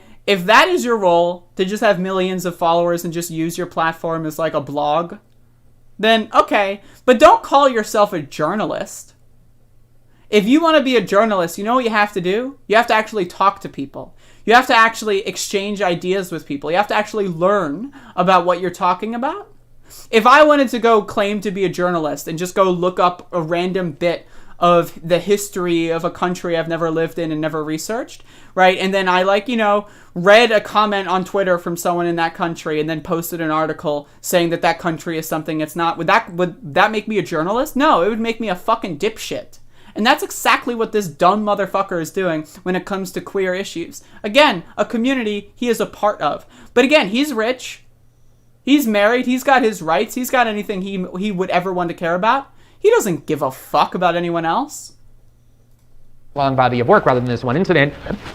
You don't really have any actual harm. It's not fun to have large numbers of people accusing you of harboring serious bigotry that they never previously detected, to the point that your name actually trends on Twitter. It's not like it's pleasant or enjoyable or entertaining, but ultimately it doesn't really have an effect on people like myself who have been able to manage and forge an independent platform where I can speak freely without having to constantly aggrandize or please any particular faction, such as the hegemonic liberal media. But for most people, this kind of pile-on, this kind of swarming can destroy their lives. It can destroy their reputations. It can destroy their careers. It has gotten people fired who weren't even in the public eye. If people are just... Really? So there was this story where Glenn Greenwald tweeted negatively and asked for the firing of a New York Times reporter for saying something he disagreed with. The New York Times fired her, and she became homeless. There's actually, in fact, an even better story, an example of something really recent. Let me get this up. So Glenn Greenwald, like 2 weeks ago, had this really bizarre take where he tweeted out that someone was basically pretending to be, I have to get this open in a incognito tab because I've been censored from this user.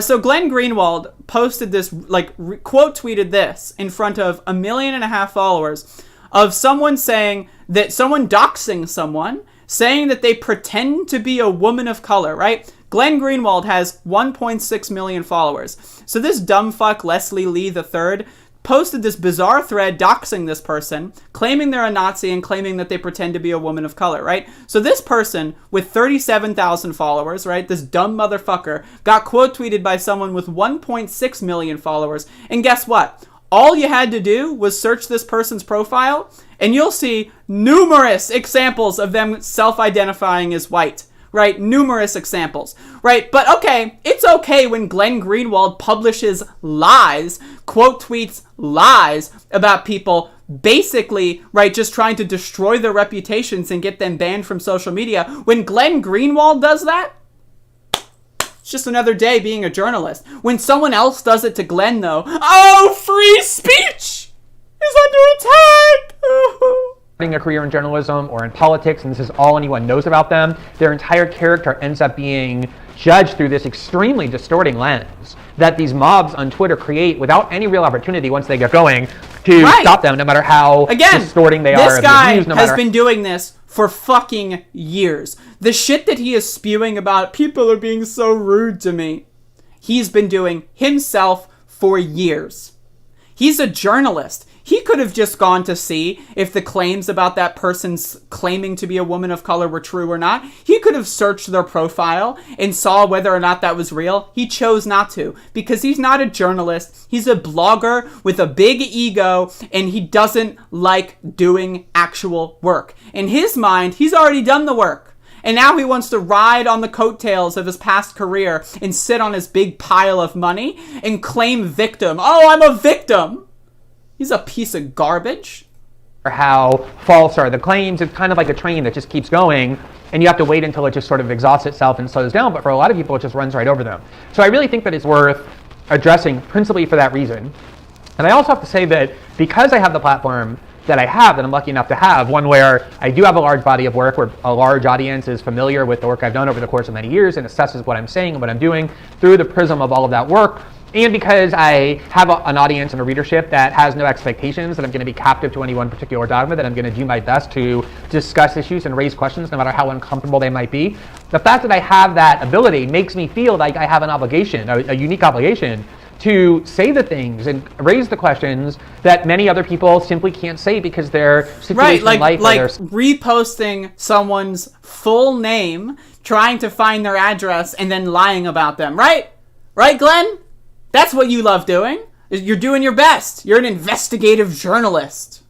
Status at work is too precarious, too vulnerable in order to do it. And if I don't do that with this platform, if I don't question the things that I think should be questioned, if I don't raise the views that I have that I know may not be popular among lots of people in media or journalism or politics who wield a lot of influence and power, what is the point of this platform if I'm just simply echoing what all of the other guardians of information and the mavens of decent society and liberal journalism are all saying? If I just go with that herd for comfort, I can do very well, but what would be the point of any of that? Which isn't to say that I ever express a view that I don't really believe simply to cut against the grain. That's just mindless contrarianism, and I do not believe in that. There are some times when the herd's views are my own, and I either echo them or simply look for other things that are worth covering that I can have an impact on. But in those instances where I believe questions should be asked, or when just simply observations that seem interesting to me. Again, if you're an investigative journalist, let's say you're going to try to investigate, let's say someone got screwed over by their electric company, right? Are you going to just like read a statement that was posted on the door of the electric company and then write your article? No.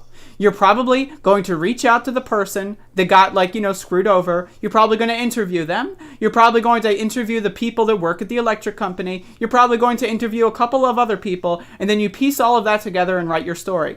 But this guy doesn't do that on issues like trans people, like bi people. He just looks at a fucking Gallup poll, misreads the data, and says, well, no one will talk to me, even though, again, I offered to talk to him. He said he would come on my show, and then he just started dipping, right? He got reminded several times. He dipped again and again and again. So he's not actually doing any investigative journalism. He's reading one poll, misunderstanding it, and whenever someone criticizes him, he goes, "Oh, the victim is me. I'm the victim." Are supported by facts and data and ought to be made. I do think it's incumbent upon me not to be deterred or intimidated by the fact that I might be swarmed as I was yesterday, or have a bunch of media people unite together to seize on what I said opportunistically to try and harm my reputation. Because if I'm deterred, I feel like I have no value with this platform. It can be a job, it can be an occupation, I can make a living, but I won't really be able to look myself in the mirror and tell myself that I'm doing it with integrity. For me, integrity means being able to say what you really believe, not just reflexively or spitting it out the second it enters your brain, but being cautious and careful with the facts, but also being unafraid. And I feel like the more people do that, who can do it, the more space then gets created for others who can't do it to be able to do so. And that's very much what I've always seen. This guy literally thinks that he's like he's got, again, main character syndrome. He thinks he's paving the way for everyone to speak their mind, except when they disagree with you, then they're not allowed. Roles in journalism and as a participant in the public discourse. So that's the overview of how I look at this incident. Like I said, I've been through this many times before. This is not the first time. It almost certainly won't be the last. But I think it's interesting to talk about the dynamic, but also the substance of the controversy itself.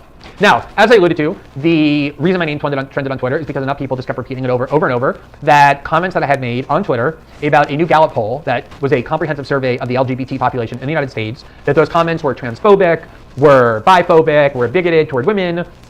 And so people just repeating that enough times with my name attached to it made my name trend on Twitter. Twitter then editorialized about it, saying that my name was trending on Twitter because of a backlash I was facing due to comments I made about lesbianism that other people had interpreted as transphobic. So I just want to address the substance of it because I think it's important to do. But before I get to the substance of what I actually said, let me just make very clear what my views are on the issue of trans rights. This is not something I'm inventing now to say in response to the controversy. I would never affirm beliefs that I don't actually hold in order to placate an angry mob. I'd rather have that angry mob continue to attack me than bear false witness against my own convictions. You can find me saying this in multiple venues over the course of my years. It's just actually what I think, and I know many of you are not going to agree with it, but I'm nonetheless going to tell you exactly what I think. What I think about trans issues is the following. I think that when someone declares themselves trans and says that they were born a biological male but identify as a woman, or were born a biological woman and identify as a male, I think we ought to honor that declaration about their own identity. I think they know their identity better than we do, and I think that that identity deserves to be respected. And I think the law, to the fullest extent that it can, and I'll discuss the couple of questions I have about legal rights, but short of those two questions, lingering questions, I believe there should be the full panoply of rights. So, okay, we should have full rights except for those things I have questions about. Listen to that again. Yeah, they should have full rights except in these areas I have questions about. What? That identity deserves to be respected. And I think the law, to the fullest extent that it can, and I'll discuss the couple of questions I have about legal rights, but short of those two questions, lingering questions, I believe there should be the full panoply of rights that trans people enjoy under the law with their declared identity. And that's just a part of my philosophy that probably comes from myself being gay and wanting society to honor my sexual orientation and have the law give me the same rights as my fellow citizens to do things like marry the person I love. I'm sure it's a byproduct of my own experience and having navigated through something quite similar. But it's also just part of my broader philosophy that in general I think the state and law should be organized to maximize other people's self-actualization, other people's fulfillment of their own vision for how they can live their lives in the happiest and most fulfilled manner possible. To me, that's really one of the primary objectives of society. It doesn't mean that you give people carte blanche to do whatever they want simply because it pleases them. You obviously have to balance that against harms it might cause or ways that it infringes on other people's rights. But all other things being equal, I will in general opt for the course of action, the view on law that maximizes rather than impedes or interferes with a person's ability to be self-actualized as they understand it. Now, as I said, I know a lot of you don't agree with that. I know a lot of you don't agree that trans women are actually women, that trans men are actually men. A lot of polling data shows that there are huge numbers of people who have not yet come to that conclusion and maybe never will. And that's the irony of all of this. This is the irony of spending the day having been accused of being a transphobe and an enemy of the trans movement, that if you were to define a spectrum from 1 to 100 on where everyone in the society falls in terms of agreement or disagreement or support or hostility towards the core animating views of the LGBT community or the trans movement, I'm almost definitely in the 90th percentile and probably in the 95th percentile in terms of agreement with that general worldview, legally, politically, culturally, and in terms of interpersonal interaction. So if I am transphobic, if I am an enemy of the trans movement, who are their allies? And again, this guy making the whole thing about himself. Oh, if I'm the enemy. No one said you're a fucking enemy, you dumb prick. We said that what you said was dumb, and we explained why it was dumb, and instead of actually having a conversation with someone who disagrees with you, again, from the left, he'll gladly go on Tucker Carlson's show and promote the Iraq war. It's like, we should bomb them, but maybe not in that way. We'll bomb them in this way. He'll gladly go on Fox News and talk about blatant lies, things that are blatantly untrue. I covered this video a couple days ago. Glenn Greenwald went on Laura Ingram's show on Fox News to say no one died at the Capitol protests, or the Capitol riot, I should say. No one died. He went on there. So he's okay going on shows to disagree with people who are on the right. That's fine. But he can't have conversations with people that disagree with him from the left. I've got news for you. The guy is a token. Like I said before, that is his role. He is the token lefty. He is the lefty who left the left. He is the old lefty from way back. He's the gay guy who hates other gay guys. That's this guy's role. And in order to fulfill that role, he needs to pretend to support things like trans rights and bi rights. That's what he needs to pretend to do. And he might not be aware of that. He might not, like, again, I genuinely think he thinks he's the main character. I genuinely think he thinks the world revolves around him.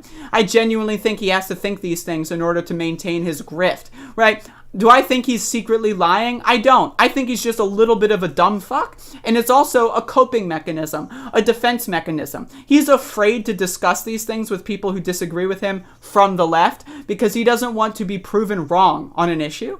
He doesn't want to be growing on an issue. He doesn't want to feel defeated on an issue. So he will only disagree with people on the right and go on right-wing shows because then he feels like he's the winner. He feels like we disagreed, but I made my point and I won, right? But if he disagrees with someone from the left, all of a sudden the dynamic shifts. All of a sudden you can't do that. All of a sudden you'll lose, or you'll try to claim victory and you won't look like this shining star on a hill anymore.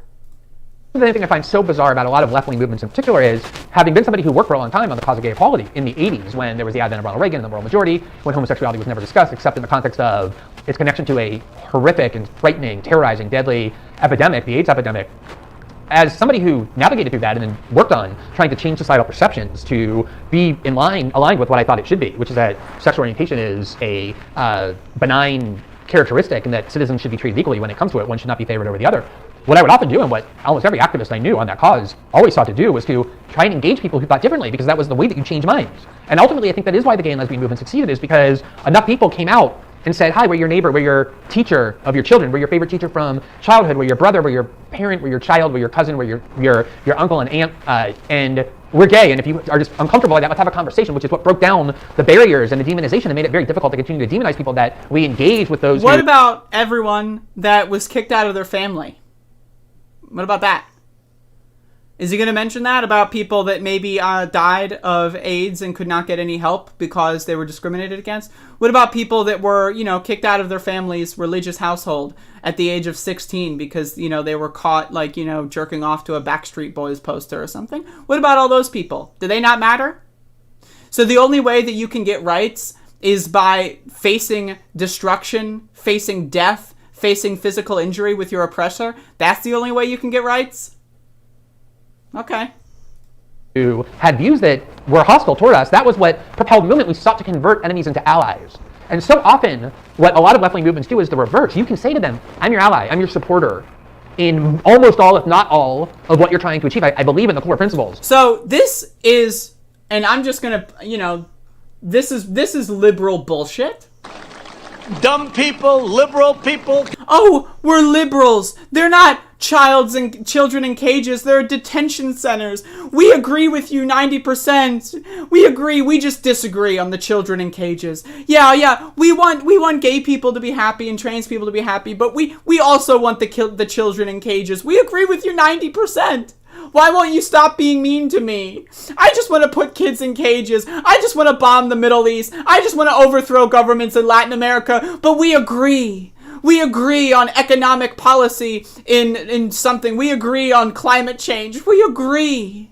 So why do you keep being mean to me when I want to drop a nuclear bomb on another country? Why are you so mean?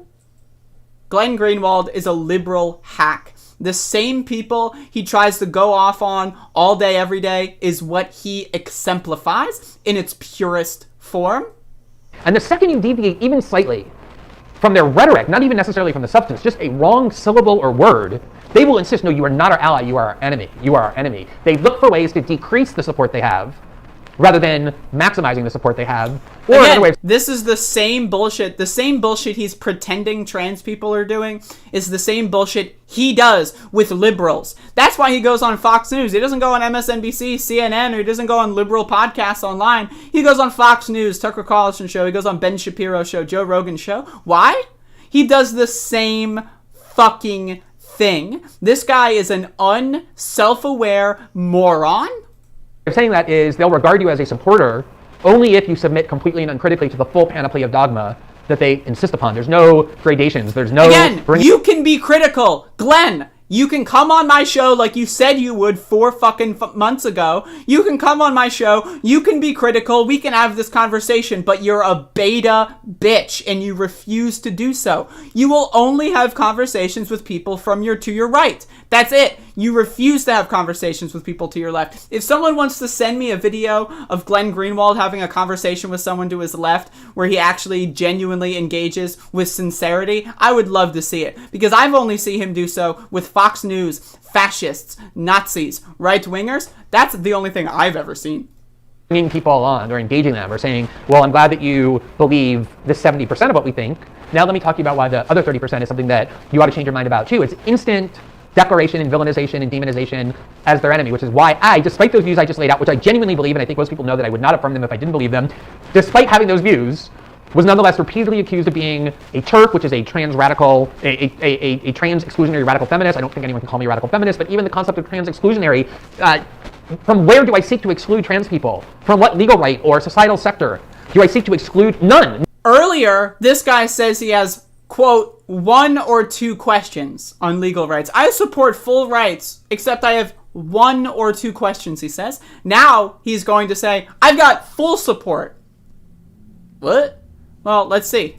Let's see. None. And yet the term just gets applied by a mob that ceases to think critically or independently. A lot of it is opportunistic, as I said, people who just are resentful toward you, who want to harm your reputation for completely independent reasons, and seize on LGBT causes like it's a little football or a little plaything like they do with race and misogyny and a whole variety of other causes. So those are my views. Those are actually my views. Those are my long-stated views, and I'm not going to change them because I'm unjustly vilified by this movement. Oh, right. See what that is? See what he just said? I'm not going to change my views. It should be open to debate. We should be open to debate. Now, what is the point of debate? If you don't acknowledge that your views should change, if someone comes on my show and explains, something about nuclear energy that makes sense to me, I might shift my opinion on nuclear energy. That's the whole point of debate, to change people's minds. This guy just said he wants to talk to Nazis and fascists about why they should support gay people, right? And he wants them to change their minds, but he said he won't change his opinion? Well, then what the fuck are we even doing here? Because I find it so fascinating that what I said, which to me seems very benign, caused so much tumult, so much anger and indignation, that it's still pouring into my email box and everywhere else that I reside online. So, as I said, the whole controversy was initiated by a genuinely fascinating new survey, a deep dive survey of the LGBT population by Gallup, one of the most prestigious, if not the most prestigious, polling firms in the country. And it revealed incredibly significant and rapid and consequential changes, radical changes in the society, in the United States, among the US population, that I find fascinating. And the first tweet that I wrote a total of 5 tweets, I believe. The first one said nothing other than, there's this new fascinating poll showing trends in the LGBT population in the United States. These changes are important and they're significant, and we ought to be very dedicated to studying them, to understanding their causes. We don't know why these changes are happening, but we should, because we should know how society is functioning and why, especially when... Actually, we do know why these changes are happening. It's because people are less likely to be murdered by their family or less likely to be shot and killed in an alley and thrown off of a fucking bridge for coming out as trans or gay or bi or whatever. That's why people are more comfortable. It's not that we didn't exist for thousands of years. We were in existence in ancient cultures thousands and thousands of years ago, and then we disappeared. Trans and gay people just disappeared for thousands of years. They were genetically just gone. No! It's that Christianity, cultural puritanism just started killing people for having slight deviations in things like sexuality, so that we had to be afraid to be ourselves. We were taught that being gay was wrong. We were taught that being trans was wrong for thousands and thousands of years. It was not that we went away. It's this, whenever we came out, we were shot and killed or died in some capacity, and we can't respond to a Gallup survey if we're dead.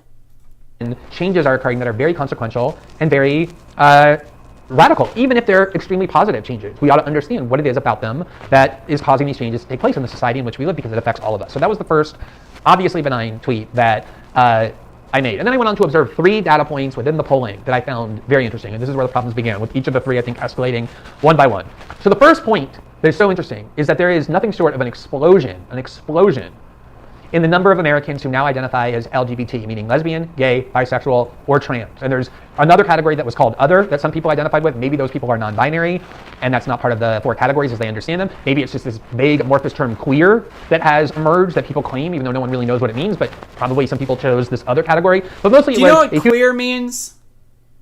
Queer means you are different. What do you mean no one knows what it means? The whole point of utilizing the term queer is 1, it is slur reclamation, and then 2, it is inclusive. When you say LGBT, you know who you're excluding? Asexual people, intersex people, etc.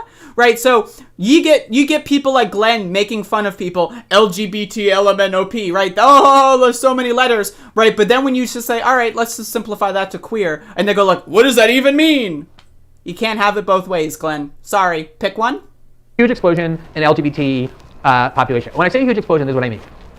For Gen X, which is my generation, I'm very young Gen X, but nonetheless, Gen X, Busting out the glasses, total folks. of roughly 4% of the Gen X population, people born from 1965 to 1980. Let me amend that, I'm actually an old Gen Xer. So from 1965 to 1980, people who were born in those years, roughly 4% identify as LGBT.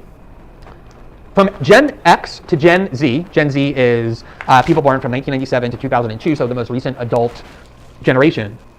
More than 17%, almost 1 in 5, from 4% in Gen X, skipping over the one generation millennial to Gen Z. I wonder what happened in the 1980s and the 1990s when it comes to people answering surveys like this, when it comes to people being out and about with who they are. I wonder what happened. I don't know, maybe the AIDS epidemic? I don't know, maybe don't ask, don't tell? I don't know, maybe gay marriage was legalized in some year that was not that long ago, less than 10 years ago gay marriage was legalized. I wonder what cultural events occurred over the course of those 30 years. Nope! They must be just putting, hormones in the water or something, right? 1 in 5 almost, 17%, over 70% identify as LGBT. It's a 4-fold increase in a very short period of time. That is unbelievable. Of course we ought to be asking why that happened. Now, again, this guy cites the AIDS epidemic. I did so much work in the AIDS epidemic. I did so much work saving people and changing their minds. And then now, people, all right, their minds are changed. Why are your minds changed? I did all this work for 30, 40 years to change people's perspectives, and then they changed their perspectives. Oh, no! What's really notable about that is that increase is due overwhelmingly to an increased identification in 2 of the 4 LGBT categories. A huge explosion in the number of people who identify as bisexual, and a huge explosion, even bigger, in the number of people who identify as transgender. The lesbian and gay increases are very small, pretty much what you would expect given increased societal acceptance. So 0.7% of Gen Xers identify as lesbian, 1.4% of Gen Zs identify as lesbian. It's basically doubled from 0.7 to 1.4, a pretty mild increase. Gay is even a little bit less, 1.2%. It's doubled, a mild increase. Listen to this. Listen to the way he manipulates this data. So doubling, that's mild. and it's basically doubled from 0.7 to 1.4. That's mild. A pretty mild increase. Gay is even a little bit less. 1.2% of Gen Xers identify as being gay men. 2.1% of Gen Z, so slightly less than half. That's the increase in lesbian and gay. Obviously, that doesn't account for a fourfold increase. What really has exploded are the percentages of people identifying as bisexual. So from Gen X, you have 1.8% of people identifying as bisexual, and in Gen Z, 11.5%. 11.5%. It is an increase of 7 times the number. 7 times the number in that short time. Sure. The trans increase is even starker. Only 0.2% of Gen Xers identify as trans. 1.8% of Gen Z people identify as trans. That is an increase of 9-fold. Again, so he's saying more people were gay already, and they doubled. No big deal. But when significantly less people are out as trans, and then all of a sudden, trans people start feeling more comfortable to just exist without being shot, killed, or raped on the sidewalk, right? All of a sudden, there's more trans people. Oh no! Again, what was going on in the 1980s, 1990s, and 2000s when it comes to transgender rights? The idea that this guy is saying that trans people didn't exist in Gen X, right? And now all of a sudden they exist in Gen Z. No, it's called the people that were trans in the 1980s and 90s, they were fucking murdered, right? They were killed. They did not receive adequate health care, and they're dead. So to claim that again, trans people, you can go back and look at ancient Greece, you know, your favorite Western civilization, you freak show. There's trans people out the wazoo. You can look at all kinds of indigenous cultures. There's trans people. There's 3rd, 4th, 5th, 7th, 8th, 69th genders in indigenous cultures. No, that doesn't matter. The only thing that matters is 1980 to 2020. That's all that matters. 9-fold increase in the number of people. So you not only have a huge explosion in the number of people identifying as LGBT in general, almost 1 out of 5 of this latest generation, 1 out of 5, but the percentage is that increase is due almost entirely to a huge increase in the number of people identifying not as gay or lesbian, but as bi and trans. Now, of course, we got to ask why that is. That's fascinating to understand why that has happened. Now, one reason it has happened... Again, this guy in the same video, 15 minutes earlier, was like, I did so much work making so that societal acceptance is okay. And then now, 15 minutes, why did it happen? Who could have possibly predicted that when we legalize gay marriage, more people are comfortable showcasing their, you know, non-conforming sexuality? Who would have thunk? I don't know, bitch. Who would have thunk? I would have thunk. Anyone with a fucking brain would have thought, but Glenn Greenwald just has no idea. Assuredly, it's because as there's more societal acceptance surrounding LGBTs in general and trans people in particular, more people who previously denied even to themselves that they were lesbian, gay, transsexual, or bisexual are now proudly embracing that identity. And that you would expect as societal acceptance increases for something, people who claim it as their identity increase as well because the stigma decreases and so do people's fears. That's an obviously positive thing that we ought to simply be doing nothing but applauding. It means that people can live their lives freely and openly. Correct. The question that I have, though, is whether there are other causes that explain this huge explosion in the number of people claiming to be bi and trans, identifying as bi and trans. I know for a fact there are other causes. How do I know that? How do I know that there are other causes generating this increase? Well, because you can go online and listen to people who have said that they believed and concluded that they were trans. Young people speaking very intelligently and thoughtfully and articulately who concluded that they were trans, who started hormone therapy, who even went through anatomically altering irreversible surgeries to transition, who ultimately realized that they were not in fact trans. They were not in fact trans. And then they... Okay, so is he going to cite an example? Like young people, like are like children? Like what? Like an 8-year-old just walks in and says, "Yeah, I want a surgery." Sorry, that's not how things work. Okay, you can't even get a surgery in that capacity before puberty. Okay, like I'm sorry, the idea that an 8-year-old's just walking into a dentist office or whatever and just gets a quick surgery. I'm sorry, it's ridiculous. It's fucking ludicrous. And let's say that did happen in some capacity somewhere, right? Let's say someone skirted around, rules and regulations and that happened. And does that mean all of a sudden that all trans people are icky? All of a sudden? Oh, now we have to question everything because of one situation? What? Enter the phase of what they call detransitioning. And what many of them say, not all, some of them say, I detransitioned because I realized to be trans in the society was just too difficult. But many of them say, I detransitioned because I'm not trans. So then the question arises, well, why did you So actually, that statistic he's lying about. It's somewhere, I think, like 90 some. Like last time I checked, it was like 96% of people that do detransition are because of societal difficulties, because of lack of adequate healthcare, because of their culture or their family or whatever. That's somewhere in the 90%. Okay. Now again, are there a couple people that detransition because they realize being trans is just not my thing? Sure. And see, in my perspective, if someone wants to try another gender, right? If someone wants to experiment with their sexuality, that's good. Let them. And if they choose at the end of the day that it's not for them, all right, at least they had the chance to experiment. At least they had the chance to find out what they really believe. Right, so the idea that people detransitioning because they turned out to not really be trans, I'm sorry. And he's linking that with this bizarre story that's completely manufactured about a child walking into a doctor's office and getting a surgery in the same day. That doesn't happen. Conclude in the first place that you were trans, and many of them say because the society encourages you to believe that. If you're struggling with a mental illness, so many mental health professionals now will immediately say, oh, well, maybe you're trans, and you're 16 or 17 or 18 or 20, and you listen to those suggestions. Of course, you're influenced by them. The culture around you as well, peer pressure is enormous. We all know that who have been teenagers or young adults. And so if you see lots of people claiming bi and trans status, or even gay and lesbian status, you may think, well, I probably am that too, or I want to be that too. We have seen lots of cases where white people have gotten caught claiming falsely to be people of color, especially in academic. Right. Do you remember? I have this open in another tab. Do you remember what I said earlier? Hold up. I got to open it in an incognito window. So Glenn Greenwald, with his millions of followers, right, decided to, in his ultimate wisdom and beautiful wisdom, talk about how this guy, this random Twitter person with a couple thousand followers, is secretly masquerading as a woman of color. Ooh. Going as far as to promote their personal information in front of millions of people, right? And this is his source for this claim, right? But if you just look through this guy's profile, oh, yeah, no, I'm white. Look, I'm not black. I'm also white. Like, all you have to do is search white in this guy's profile, and you'll know that that's fake news. But this guy is going to cite that, and again, that was just like a week and a half ago. This guy's like, people are pretending to be black. You know who's doing that? Republican politicians. Most of the people that get exposed for that shit are Republican politicians that are making meme accounts to make themselves seem less racist. That's the 99% majority of that kind of shit, okay? But again, this guy doesn't have a track record of investigative journalism outside of a few specific areas. This guy is just a bigoted blogger whose head is so far up his own asshole that he's afraid to converse with anyone to the left of him on anything.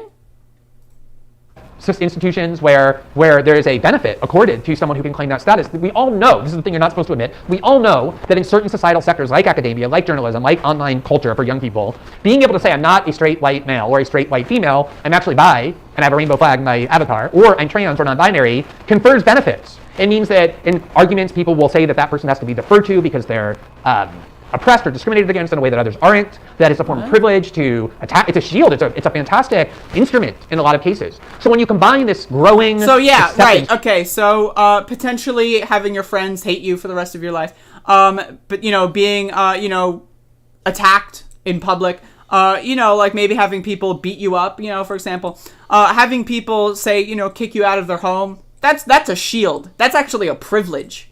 It's a privilege to get potentially kicked out of your home over your sexual orientation or gender identity. That's a privilege, guys. How come I didn't know that? What the hell? No one told me. Which can turn into encouragement on the part of mental health professionals and parents and school administrators in certain sectors in the United States, combined with the peer pressure that comes from it being glorified online or in schools or among friend sets, or people who otherwise get misdiagnosed. A lot of people will be told and be led to believe that they're trans. Very well-intentioned people. No one's doing this with malice. And they get influenced to reach a conclusion that isn't actually true. And then they say that. They say, I reached the conclusion that I'm trans, even though I actually wasn't. Now, I know for a fact that that has happened because I've heard people describe their own experience. What I don't know is how significant is that? Is it really that Again, there's data out there. If this guy were an investigative journalist, he could look up the numbers. But he doesn't. He doesn't care. He'd rather go on and do a 40-minute video pontificating over the legality and the questions of trans people than spend those 40 minutes talking to someone like me or spending those 40 minutes looking up the actual numbers and the actual stories, because he doesn't care. It's about clicks. It's about getting attention. This guy doesn't give a fuck. He's not investigating anything. growing societal acceptance is the overwhelming factor in explaining this amazing explosion in the number of people self-identifying as LGBT, and particularly B and T? Or are those other influences as significant, or are there other influences as well that we haven't yet identified? Why would anyone think that it's improper or immoral or bigoted to want to know the answers to those questions? These are incredibly Nobody thinks that, actually, Glenn. 0% of all human beings on Earth think what you're postulating that apparently they all do. People want you to be a journalist. When you go on Fox News and they call you an independent journalist, why are you all of a sudden incapable of being an independent journalist when it comes to trans issues? Why do you refuse to talk to trans women? Why do you refuse to talk to trans men? Why do you refuse to talk to detransitioners? Why do you refuse to look at data? Why do you refuse to look at personal stories? It's only my friend. I've got this friend that said that. That's what he said on Joe Rogan's show. Oh, I've got a friend that says that. Well, you didn't reach out to talk to people you didn't know No, it's just, I've got a friend, and they said that. Many people are saying, many such cases, Glenn, many such cases. Phenomenon. These are radical change. Of course I'm interested. I'm interested as a journalist. I'm interested as a person with a working set of rational faculties, and I'm interested as a member of the society, and I'm interested as someone who is gay and has been part of the LGBT community my entire life. And the idea. You want to know what I do when I become interested in something? I read a book. You want to know what I do when I become interested in something? I watch a documentary. You want to know what I don't do when I become interested in something? I don't go on my YouTube show and say, whoa, buddy, if you disagree with me, you're evil, but I don't know what I'm talking about. Whoa! That's not what I do. Because that's not what something who's interested in something does. That's what a dumb bitch fucking clown does. This is a clown. Where's your makeup, clown? Put on your red nose, clown. Identity has shaped so much of what I'm experiencing. It's affecting that community, it's affecting the broader society, and it's affecting humanity. Of course I'm interested in knowing the answer, and that's what I asked. I said, it seems like there are other factors. We should know how significant those factors are. So that was my first point. Again, for going on 5 months now, I sent him an invitation. He accepted that invitation to talk about all of these issues. Where's the video? Does anyone want to go look up the video of Glenn and us and me talking about this? Nope. Has he talked to anyone else about these issues from the left? Nope. Again, he's postulating, oh, I'm just so interested. Oh, I'm so interested. Well, if you're that interested, go talk to a witness. Go read some data. Read a fucking book. If you're so interested. The point was this. I find this extremely fascinating as well, too, but this also created a lot of animosity. I think this is where the accusations of biphobia, I'm biphobic, came from. They asked the people who identify as bisexual, this big increase in people who identify as bisexual, are you currently in a long-term marriage or a long-term relationship, a marriage or a long-term relationship? And of the people who self-identified as bi, who said yes, they asked them, are you in a relationship with somebody of the opposite sex or somebody of the same sex? Overwhelmingly of the cluster, this huge cluster now of people saying that they're bi, overwhelmingly, the people who are in a long-term relationship or a marriage are in one with somebody of the opposite sex, not someone of the same sex. So they're living in a heterosexual appearing relationship, a relationship that appears heterosexual to Again! So the argument here that he's postulating is, in order to qualify as bi, you have to live in like some polycule. You have to have every day you have to switch. Well, today I fuck a bitch, tomorrow I fuck a dude. That's the way you do it. You know, maybe on Tuesday I'll fuck a non-binary person, right? That's the only way to be really bisexual. If you're actually just happen to be in a relationship with someone and have a preference for one gender over another or over another, I'm sorry, that makes you a fake bisexual. That's not real. Right? If you want to watch movies with your wife or husband and want to talk about how attractive the male star of the movie is, sorry, you're not really bisexual. You're faking it. What? World, not one like my marriage to a man that is quite obviously gay, and therefore obviously the experience is very, very different. How the society reacts is very, very different. Just to give you these numbers, of bisexual adults who say they're in a marriage or long-term relationship, 17% are married to someone, to an opposite sex spouse, and 13% are living with an opposite sex partner. Compared to the number of people who say they're bisexual who are living with or married to someone of the same sex, 1% of bisexuals say they're married to someone of the same sex, compared to 17% who are married to someone of the opposite sex. 17 times more bisexuals are married to someone of the opposite sex than the same sex. And the people living in a long-term domestic partnership, only 2.7% as compared to 13% are in one with a same-sex partner. Why do I think that's so significant? Because obviously the experience of being bisexual and living with an opposite same sex. Reminder, if you don't marry someone of the same sex, you're not a real bisexual because you're not going through the torment that I went through as a gay man. If you're bi, you can't have a preference. Just not allowed. You have to be in a polycule with 39 different genders all at once in order to be really bisexual. Opposite sex spouse or partner is completely different from my experience as a gay man or a lesbian's experience being married to a woman. Completely different. How the society looks at your family, how they react to the person that you've chosen to be with. It's almost hard to find any similarities. And in fact, not only that. Okay, so unless we all undergo torment, trauma, pain, and suffering, we're not really bi? What? Again, bi means you like 2 or more genders. It's not, I like only people with the same gender. That's called being gay. Like, you know, it's not like, oh, I only like people of the opposite gender. That's called being straight. The whole idea of being bi is that you like 2 or more different genders. That doesn't mean you can't have preferences. If you say you like cheese, does that mean you have to like all cheese? Well, I like Parmesan, I like mozzarella. Wait, do you have a preference? No, I like all cheese. I like all cheese. Well, you seem to be eating a little bit more mozzarella than you would. No. I like all cheese. All cheese matters. But bisexual can span the entire range from somebody who is genuinely attracted 50-50, perfectly down the line to men and women sexually. Pure bisexual. Somebody is equally pure attracted, bisexual. No real preference. You see that? That makes you a pure bisexual. You can't have a preference, folks. Otherwise, you're not pure. You see that? Pure. Though that word means you are real, and what else I'm about to say is not real.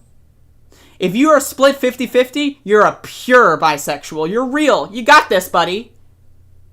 But if you're 49-51, nope. You're fake. Pure. He uses the word pure. Perfectly down the line to men and women sexually. Pure bisexual. Somebody is equally attracted and has no real preference. To somebody who has once or twice or a few times kind of experimented, maybe back in college or a little bit after, with bisexuality. They made out with their roommate or they were inebriated and had sex with someone of the same sex a few times. And then it's a perfectly reasonable way to identify if they want as bisexual. But that's... Wait, why would someone have to be inebriated to make out with someone in college? What?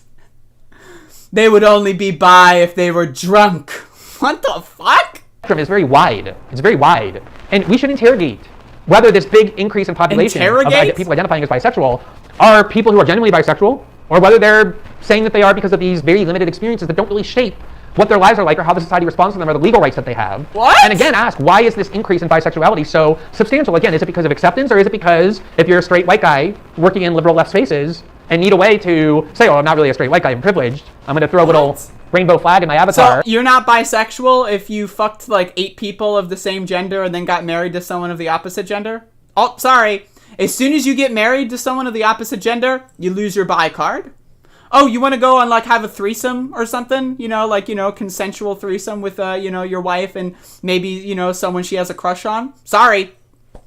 You're not really bi anymore. Sorry, you got married to someone of the opposite gender. You're not bi anymore. Sorry. Bye-bye. In other words, you're not pure. You're fake. And put the word bi in there, and now suddenly you're part of an oppressed class. Whether that's part of it as well. I want to know that. I don't know the answer. I don't pretend to know the answer, but I do want to know that. That's not biphobic. I'm completely... Why don't you look it up, you dumb fuck? I want to know this thing that I have spent 0 energy looking up in any capacity. This dumb bitch motherfucking clown shoes wearing asshole has been asking the questions for months now. I, along with thousands of other people, have reached out to him to answer those questions. Has he ever had any of us on a show? Has he ever been on any of our shows? Nope. He has time for Tucker Carlson. He has time for Jimmy Dore. He has time for Joe Rogan. He has time for Laura Ingraham. What about trans people? What about bi people? Nope. It's just asking questions. This is why the fucking bullshit of just asking questions is so insidious. Because if you were just asking questions, and again, the guy's got 1.5 million Twitter followers.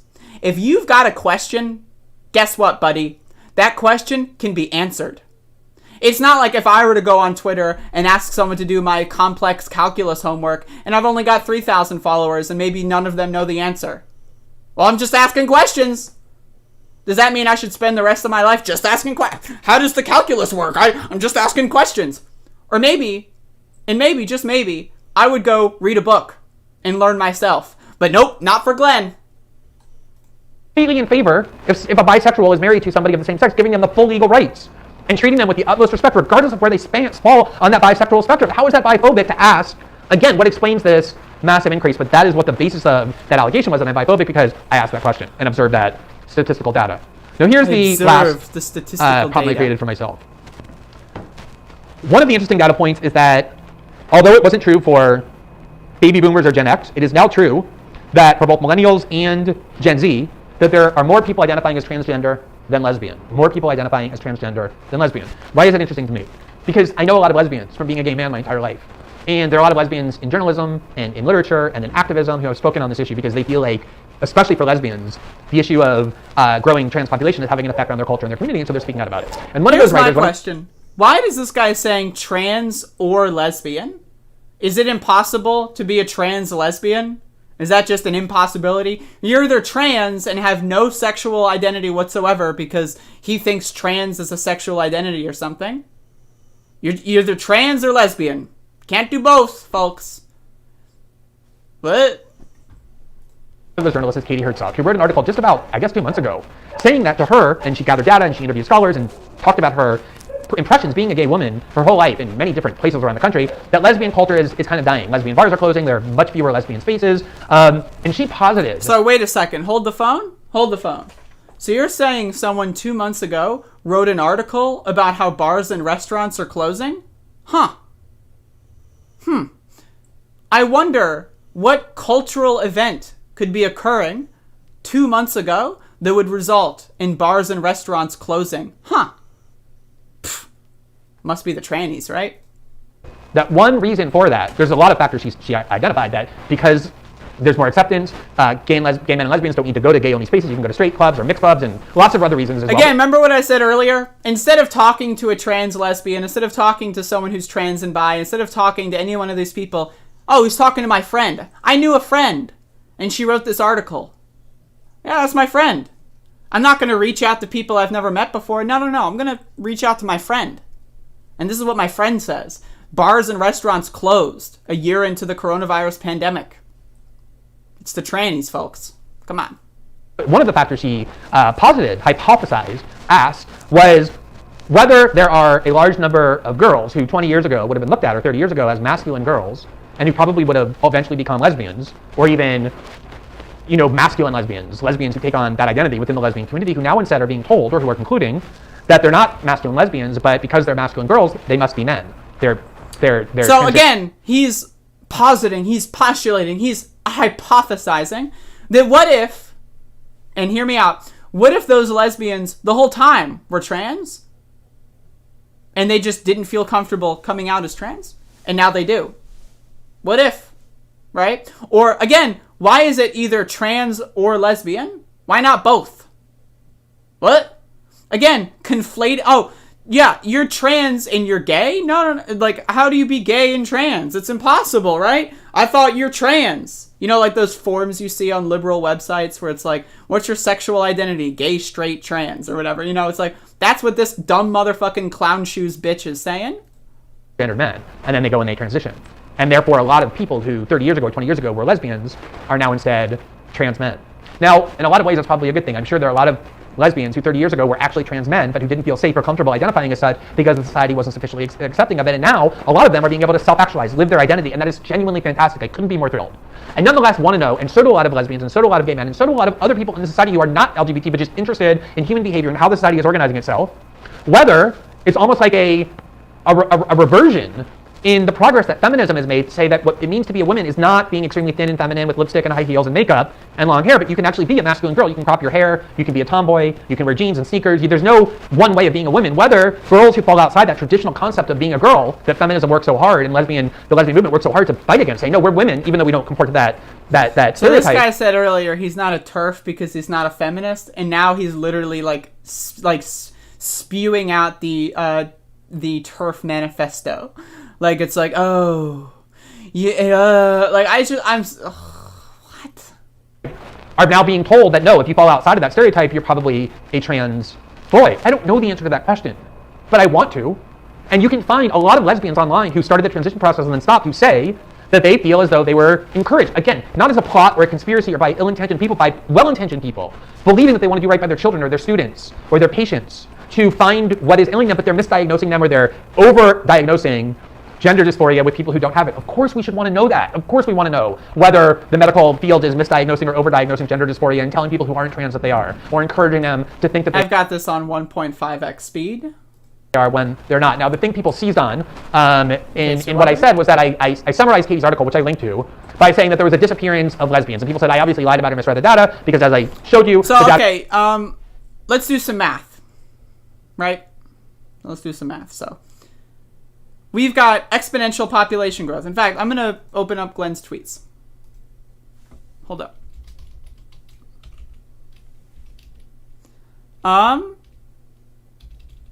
So I want to do some math, folks.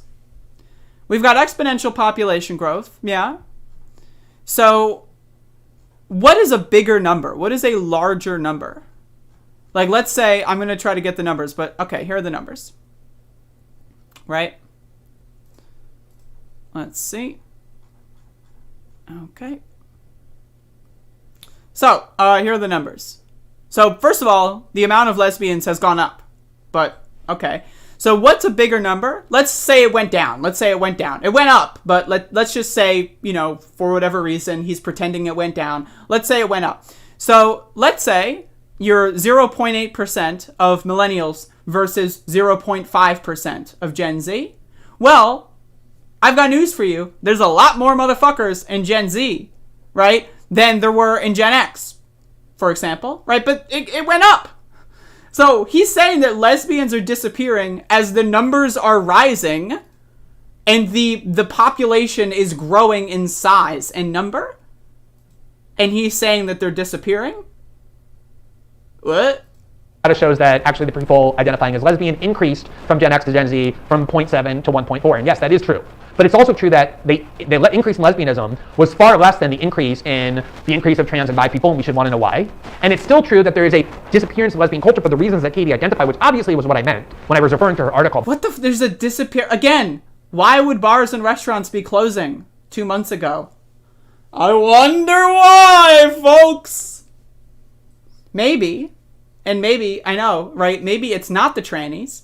Maybe there's a pandemic going on, and maybe lesbians are less likely to have money in the bank so that they can keep their business open, right? Because of the discrimination they face in society. And maybe they're more likely to lose their business during this pandemic because of the economic situation. It's almost like we're in a depression and a pandemic or something.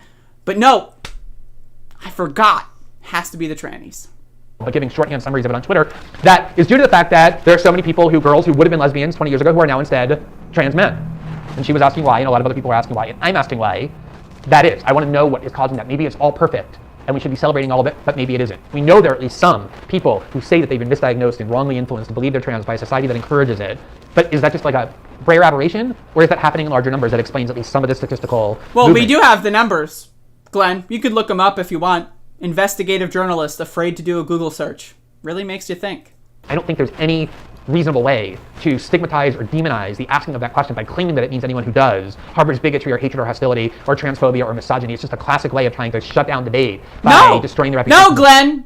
Guess what? You're still invited on my show. You can still respond to my email that you already accepted my invitation for and come on my show at any time you want. But also, you use terminology like purely bisexual. I think that's biphobic. You used all of these bizarre conspiracy theories and small anecdotes to talk about how trans people are genociding lesbians in a culture war. I'm sorry, you are both biphobic. I would even go as far as to say homophobic, self-hating. You are transphobic, and you're still invited on my show. So cry about it, clown shoes. People who try and participate in it and question dogma rather than swallow, accept, and recite it. Now, as I mentioned, I'm not a full supporter yet of the full trans list of items. There are things that I question. He said earlier, he said 20 minutes ago he was a full supporter, and now he's not. Huh. At what age someone is capable, emotionally and psychologically, of doing something as profound as having hormonal therapies, which can be irreversible, or have effects on their mental health, or especially look at his speech, which can be irreversible. You know when hormonal therapies are irreversible? After, let's say, 5 to 10 years. So if someone is 15 or 14 and gets on puberty blockers, right, And, you know, as a way for them to explore themselves for, let's say, a couple months, a year, or 2 years. Well, it's not irreversible at that point. So he's using things like, oh yeah, this could happen. And because it could happen, we're not allowed to explore that in any capacity, I guess, because he's dumb. Having permanent body-altering surgeries. What is the right age? We ask that question for everything from voting to military service to alcohol consumption to everything else. Why shouldn't we be asking that question of when is someone emotionally capable of making those choices? Is it 10? Is it 13? Is it 16? Is it 18? Again, a 10-year-old is not walking into a fucking facility and getting surgery on their genitals. That does not happen. And if it has happened, send me a link. Children, 16 and even 15, getting things like mastectomies, where their breasts are being removed because they say they're trans boys. There are clinics that specialize in it. There are courts that allow it. Is that really an age at which those kind of decisions can be made? Of course, we have not just the right, but the duty to ask that without being accused of being transphobic. I also wonder whether we do have a scientific consensus yet on whether there are protocols that allow trans women who were assigned the male sex at birth to fairly participate in sporting competition alongside cis women. Martina Navratilova was kicked out of LGBT organizations. The tennis star who was such a pioneer in women's sports because 2 years ago or a year and a half, she asked that question, what should be... Women's sports and men's sports are fucking stupid. Do them by weight class, do them by bone density, do them by arm length, do them by height, all right? Dividing them by gender is fucking stupid. Trans women have been in the Olympics for years. How many gold medals do trans women have? 0! The Olympics are supposed to be the highest caliber, right? And trans women have 0 medals. Really makes you think. But because someone who was 18 in a fucking wrestling high school match was trans and won a match, all of a sudden, ban them all. Right? Again, there's also cisgender women that were born as women and identify and live as women that are banned from participating in women's sports because they have naturally high testosterone levels. Is that okay? Again, if you want to have sport classes on bone density, arm length, like, you know, your ability to jump, your height, you know, if you want to do it on weight, sure. That's okay with me. I think sports are stupid to begin with, but that's fine. Right? But when you're going to go out there and say, oh, well, sorry, girls and boys, they got to be separate. Sounds a lot to me, and hey, maybe I'm just silly. Sounds a lot to me like the 1950s when it came to, black baseball leagues. Can't have them integrated. They might have an advantage. Required before we allow trans women to participate in sports, and ultimately concluded it's never fair for someone who goes through puberty as a male and develops the muscle mass and all of the hormonal structure of the male body, even if they take hormonal therapies to weaken their body or to turn it into a truly female body to compete with cis females, whether that's really fair. She thinks it's not fair. A lot of people think it's not fair. I don't think it's unfair. I don't think the proof there is that it's unfair, but I also don't think we have a scientific consensus yet on what is required to make it fair, and I want to see that. I'm not somebody who believes that trans women should be banned from professional sports or high school sports. I just think that the scientific consensus has to be extremely clear that it can be done fairly to everybody, and I'm not sure that again, we can't have weight classes. Nope. Can't do it. Can't have height classes. Nope. How come if I wanted to play basketball, guess what would happen? I would lose. Why? Because I'm short. Is that not... Why? Why can't I fairly participate in the NBA? I'm being discriminated against. Why? What? And I have questions about it, and it doesn't make me or anybody else with that question transphobic. And then the other question I have finally is, what does it mean to be non-binary? I see people all the time who claim that status out of nowhere, and then who suddenly expect to be treated not just the same as people who have gone through their whole lives as gay men or gay women, but as more oppressed even. I'm sorry, if you don't understand what non-binary means, pick up a book and learn the English language. Read a dictionary. Binary means 1 or 2. It means yes or no. It means 2 options. If you are in a society which says that there are only 2 genders, right, male, female, right, and you are non-binary, it means you do not classify yourself within the binary structure of that society, being male or female. If you don't understand basic fucking English, such as non-binary, I'm sorry, but you can't ask questions. You should read a fucking book, you delusional cunt fucker. The New York Times article I found very fascinating from about 3 months ago about how leftists who are born into very rich families and have trust funds are trying to give away their wealth because they feel guilty about having it, which is a perfectly noble thing to do. They often try and find how the wealth was acquired and then give it to the group that they believe was oppressed in order to acquire it. And one of the people who they highlighted was a person named Price Dellenhunt. And the New York Times referred to Price as MX Dellenhunt because Price has claimed non-binary status. Now, what does that mean? They had a picture of Price Dellenhunt, and this is what Price Dellenhunt looks like. Now, I don't question the authenticity of the non-binary identity that Price has said. It's probably hard to be a white, straight man. This is what this person looks like. And? Now, in very leftist spaces, even if you're giving your money away, but especially if you're from a rich family, saying you're non-binary, being asked to be addressed as, I think it's pronounced Mix, MX, not Mr. or Ms. because you're non-binary, is probably helpful. It's probably true in a lot of cases. I have no doubt about that. But what does it mean for this person to claim they're non-binary when they go through life looking like that and being from a rich family? What are the experiences that they encounter? The experiences they encounter are people like you saying that they're not really non-binary. What the fuck is this dumb garbage? Oh, these people have it so easy. Me questioning their identity and whether or not they're real. Why do they have it so easy? What? Guess what, Glenn? Guess what? You can go into a grocery store, right? And let's say everyone in that grocery store doesn't know you. You can pretend to be straight. So does that mean you're no longer gay? You're not oppressed anymore. You can walk into a grocery store and pretend to be straight, and they'll believe you. I guess that means you're straight now. No longer oppressed. Dumb bitch motherfucker. This guy is as dumb as dumpster sludge. That they experience that competes with or compares to or sits next to somebody who is born gay and lesbian and goes through their whole life navigating all of those oppressions. This is a very new concept. People claiming they're non-binary. It's exploding as well, and we ought to understand what it means and what does it mean for that experience. And again, there's probably a big spectrum of people who feel neither female nor male versus, say, somebody who a month earlier decided that they should do that because sometimes they feel female and sometimes they feel male, when I think all of us are very complex. Even the most feminine among the women and the most macho among the men have feminine or male characteristics mixed in with that as well. So asking what it means to be non-binary, what legal rights ought to be adjusted for that experience, and what that oppression is, what the extent of it is, and what the scope of it is, are all questions that I also believe should be asked. But in general, I'm a full supporter of the right of trans people to live with complete dignity. I'm a full supporter, except if you look like a man, you're not really non-binary because I say so. I'm a full supporter, but if you go to the grocery store and people assume you're straight, you're not really gay because I say so. Facts and logic, folks. Legal equality, and yet nonetheless spent the last 24 hours being accused of being a transphobe and a biphobe because I asked these questions and made this observation about the data. And if that doesn't demonstrate how these accusations are used to intimidate people from doing anything other than just being meek and quiescent in reciting the dogma that has been imposed on them instead of asking to be persuaded and trying to figure out things that don't make sense, I don't know what is. Glenn, when are you going to respond to my email? Again, I asked Glenn Greenwald to come on my show to discuss these things 4 months ago, and he didn't just ignore me, he agreed to do so. He said, sure, let's do it. And then, when I told him what I wanted to discuss, he dipped. He disappeared. Huh.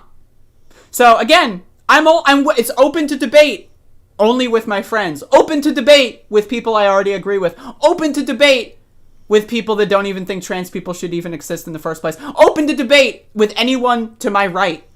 But it's not open to debate with anyone to his left. Why?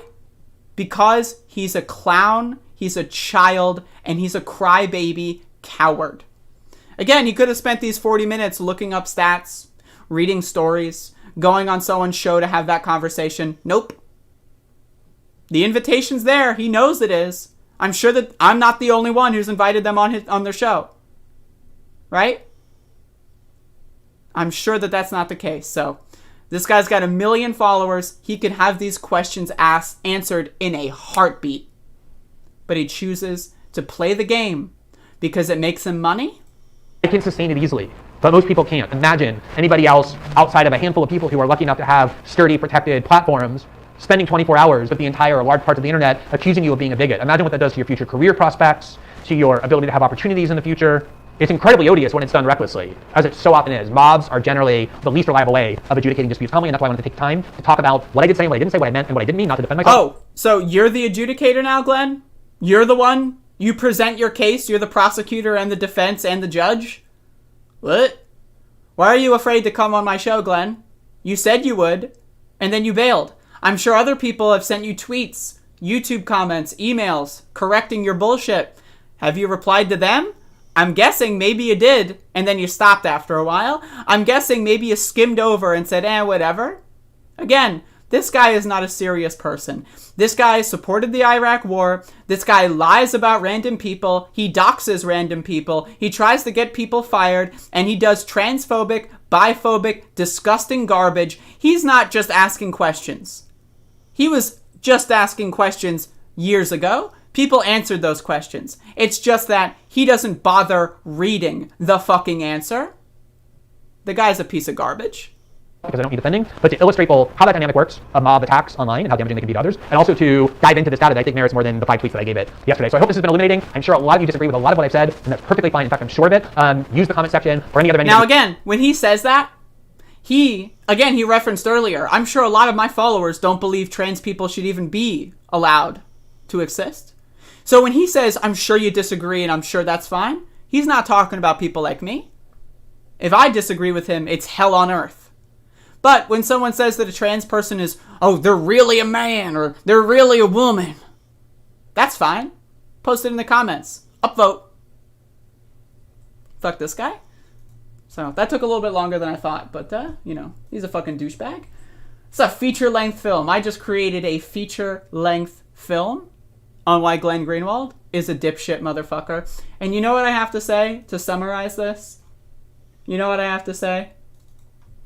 Only the really, I hate to say this, but those with the lowest IQ. Piece of dumb shit garbage. Anyway, thank you for watching, folks. If you have any questions, feel free to reach out. Glenn is obviously able to come on my show at any point. I am open to debate. I do not hide from debate. I am not a crybaby, coward, loser, beta male, clown shoes wearing dipshit motherfucker that Glenn is. And hopefully I was able to explain why all of his arguments are dumb, and why he is dumb, and why he is lying to you. Because it's one thing, being dumb and just asking questions, that's fine. Like, you can just ask questions. But when you have millions of followers, right, and you have millions of people answering those questions, and then the next month it's like, I'm just asking questions. And then the next month, I'm just asking questions, right? And the questions never change when you get that new information. I'm sorry, you're a jackass. Plain and simple.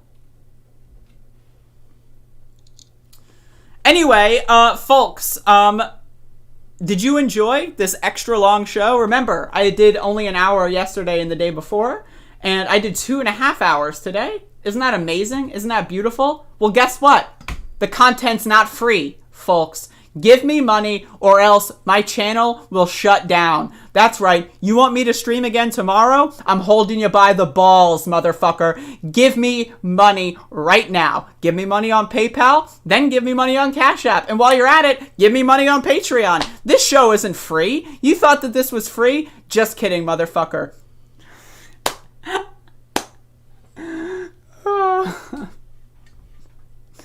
God damn it.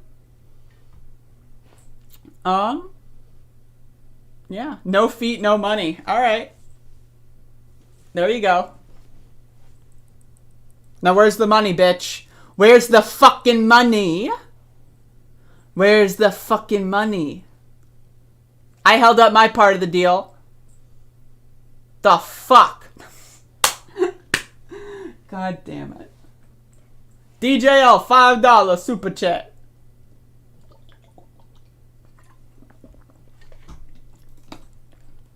In person, in my office, in Philadelphia. I love that guy's face. It's just, oh my god. So tomorrow is, I do a weekly show every Sunday called Sunday Run Day, where I play video games. So tomorrow I'll be doing Above It All normal time. After that, I will be doing Sunday Run Day. It is the 5-year anniversary of Sunday Run Day. So I will be hooking up the PlayStation.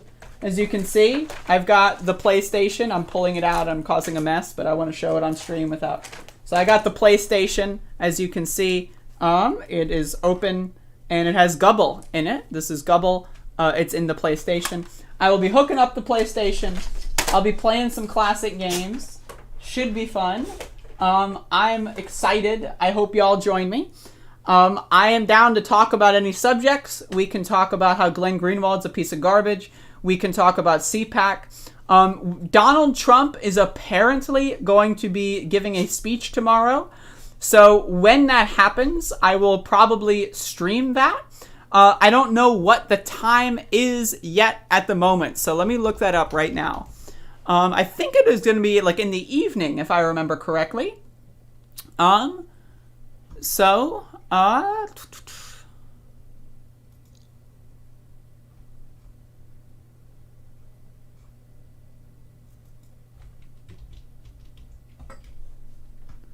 someone help me find that? This is one of those things, like, you look up when is Trump on Cpac and you get 18 articles and none of them answer the question.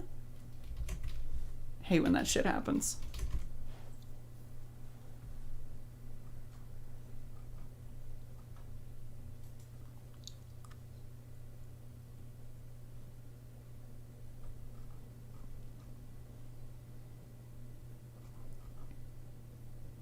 Oh, he's streaming at 3:40 p.m. Oh, okay.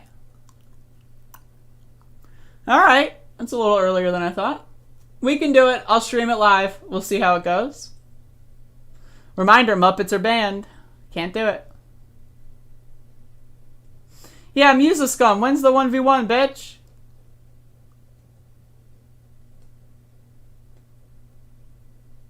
You all can pay your cell phones and can't give money to this amazing girl? Exactly, Damien. Give me money. Not tomorrow. Well, also tomorrow, but not yesterday. Give me money right now. Also, I recorded a segment, show that was pre-taped. I will be uploading that later today. Talking to my buddy Call Me Liam about Australia and how dumb politicians are in Australia. So that will be live at some point later today. It was pretty fun. And if you want to learn about how dumb those bitch-ass motherfuckers are down under, that should be an interesting show. I want to get like foreign correspondents from like every country. So that's my goal. Supercut of Andrea asking for money. I'm not asking, motherfucker.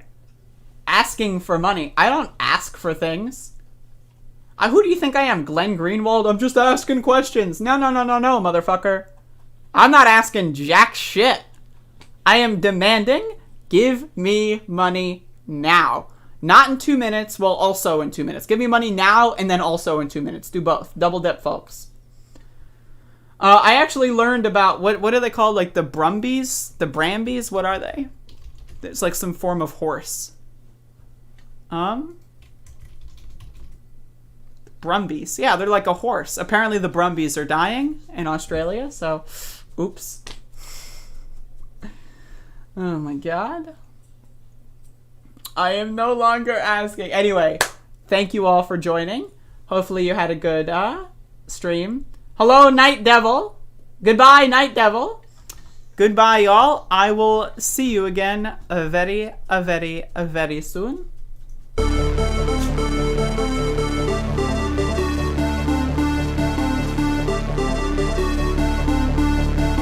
Jesus fucking Christ. I'm finally free. Unbelievable. Did you use the word smart? So you said you went to Delaware State, but you forgot the name of your college. You didn't go to Delaware State. You graduated either the lowest or almost the lowest in your class. Don't ever use the word smart with me.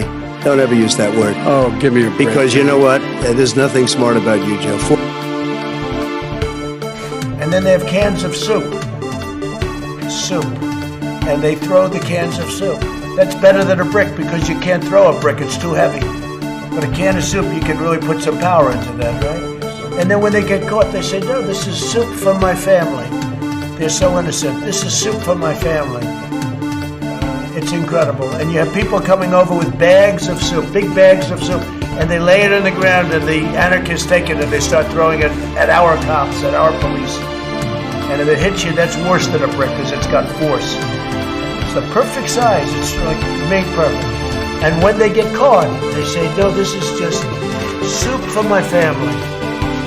And then the media says, this is just soup. These people are very, very innocent. They're innocent people. They had a very bad original concept. It was carried out poorly, and the cover-up was one of the worst in the history of cover-up. Very simple. Bad deal, should have never been thought of. Somebody really messed up, and they had the worst cover-up ever. And where it should have stopped is at the deal standpoint, when they thought about it. Because whoever thought of that idea, I think is in big trouble.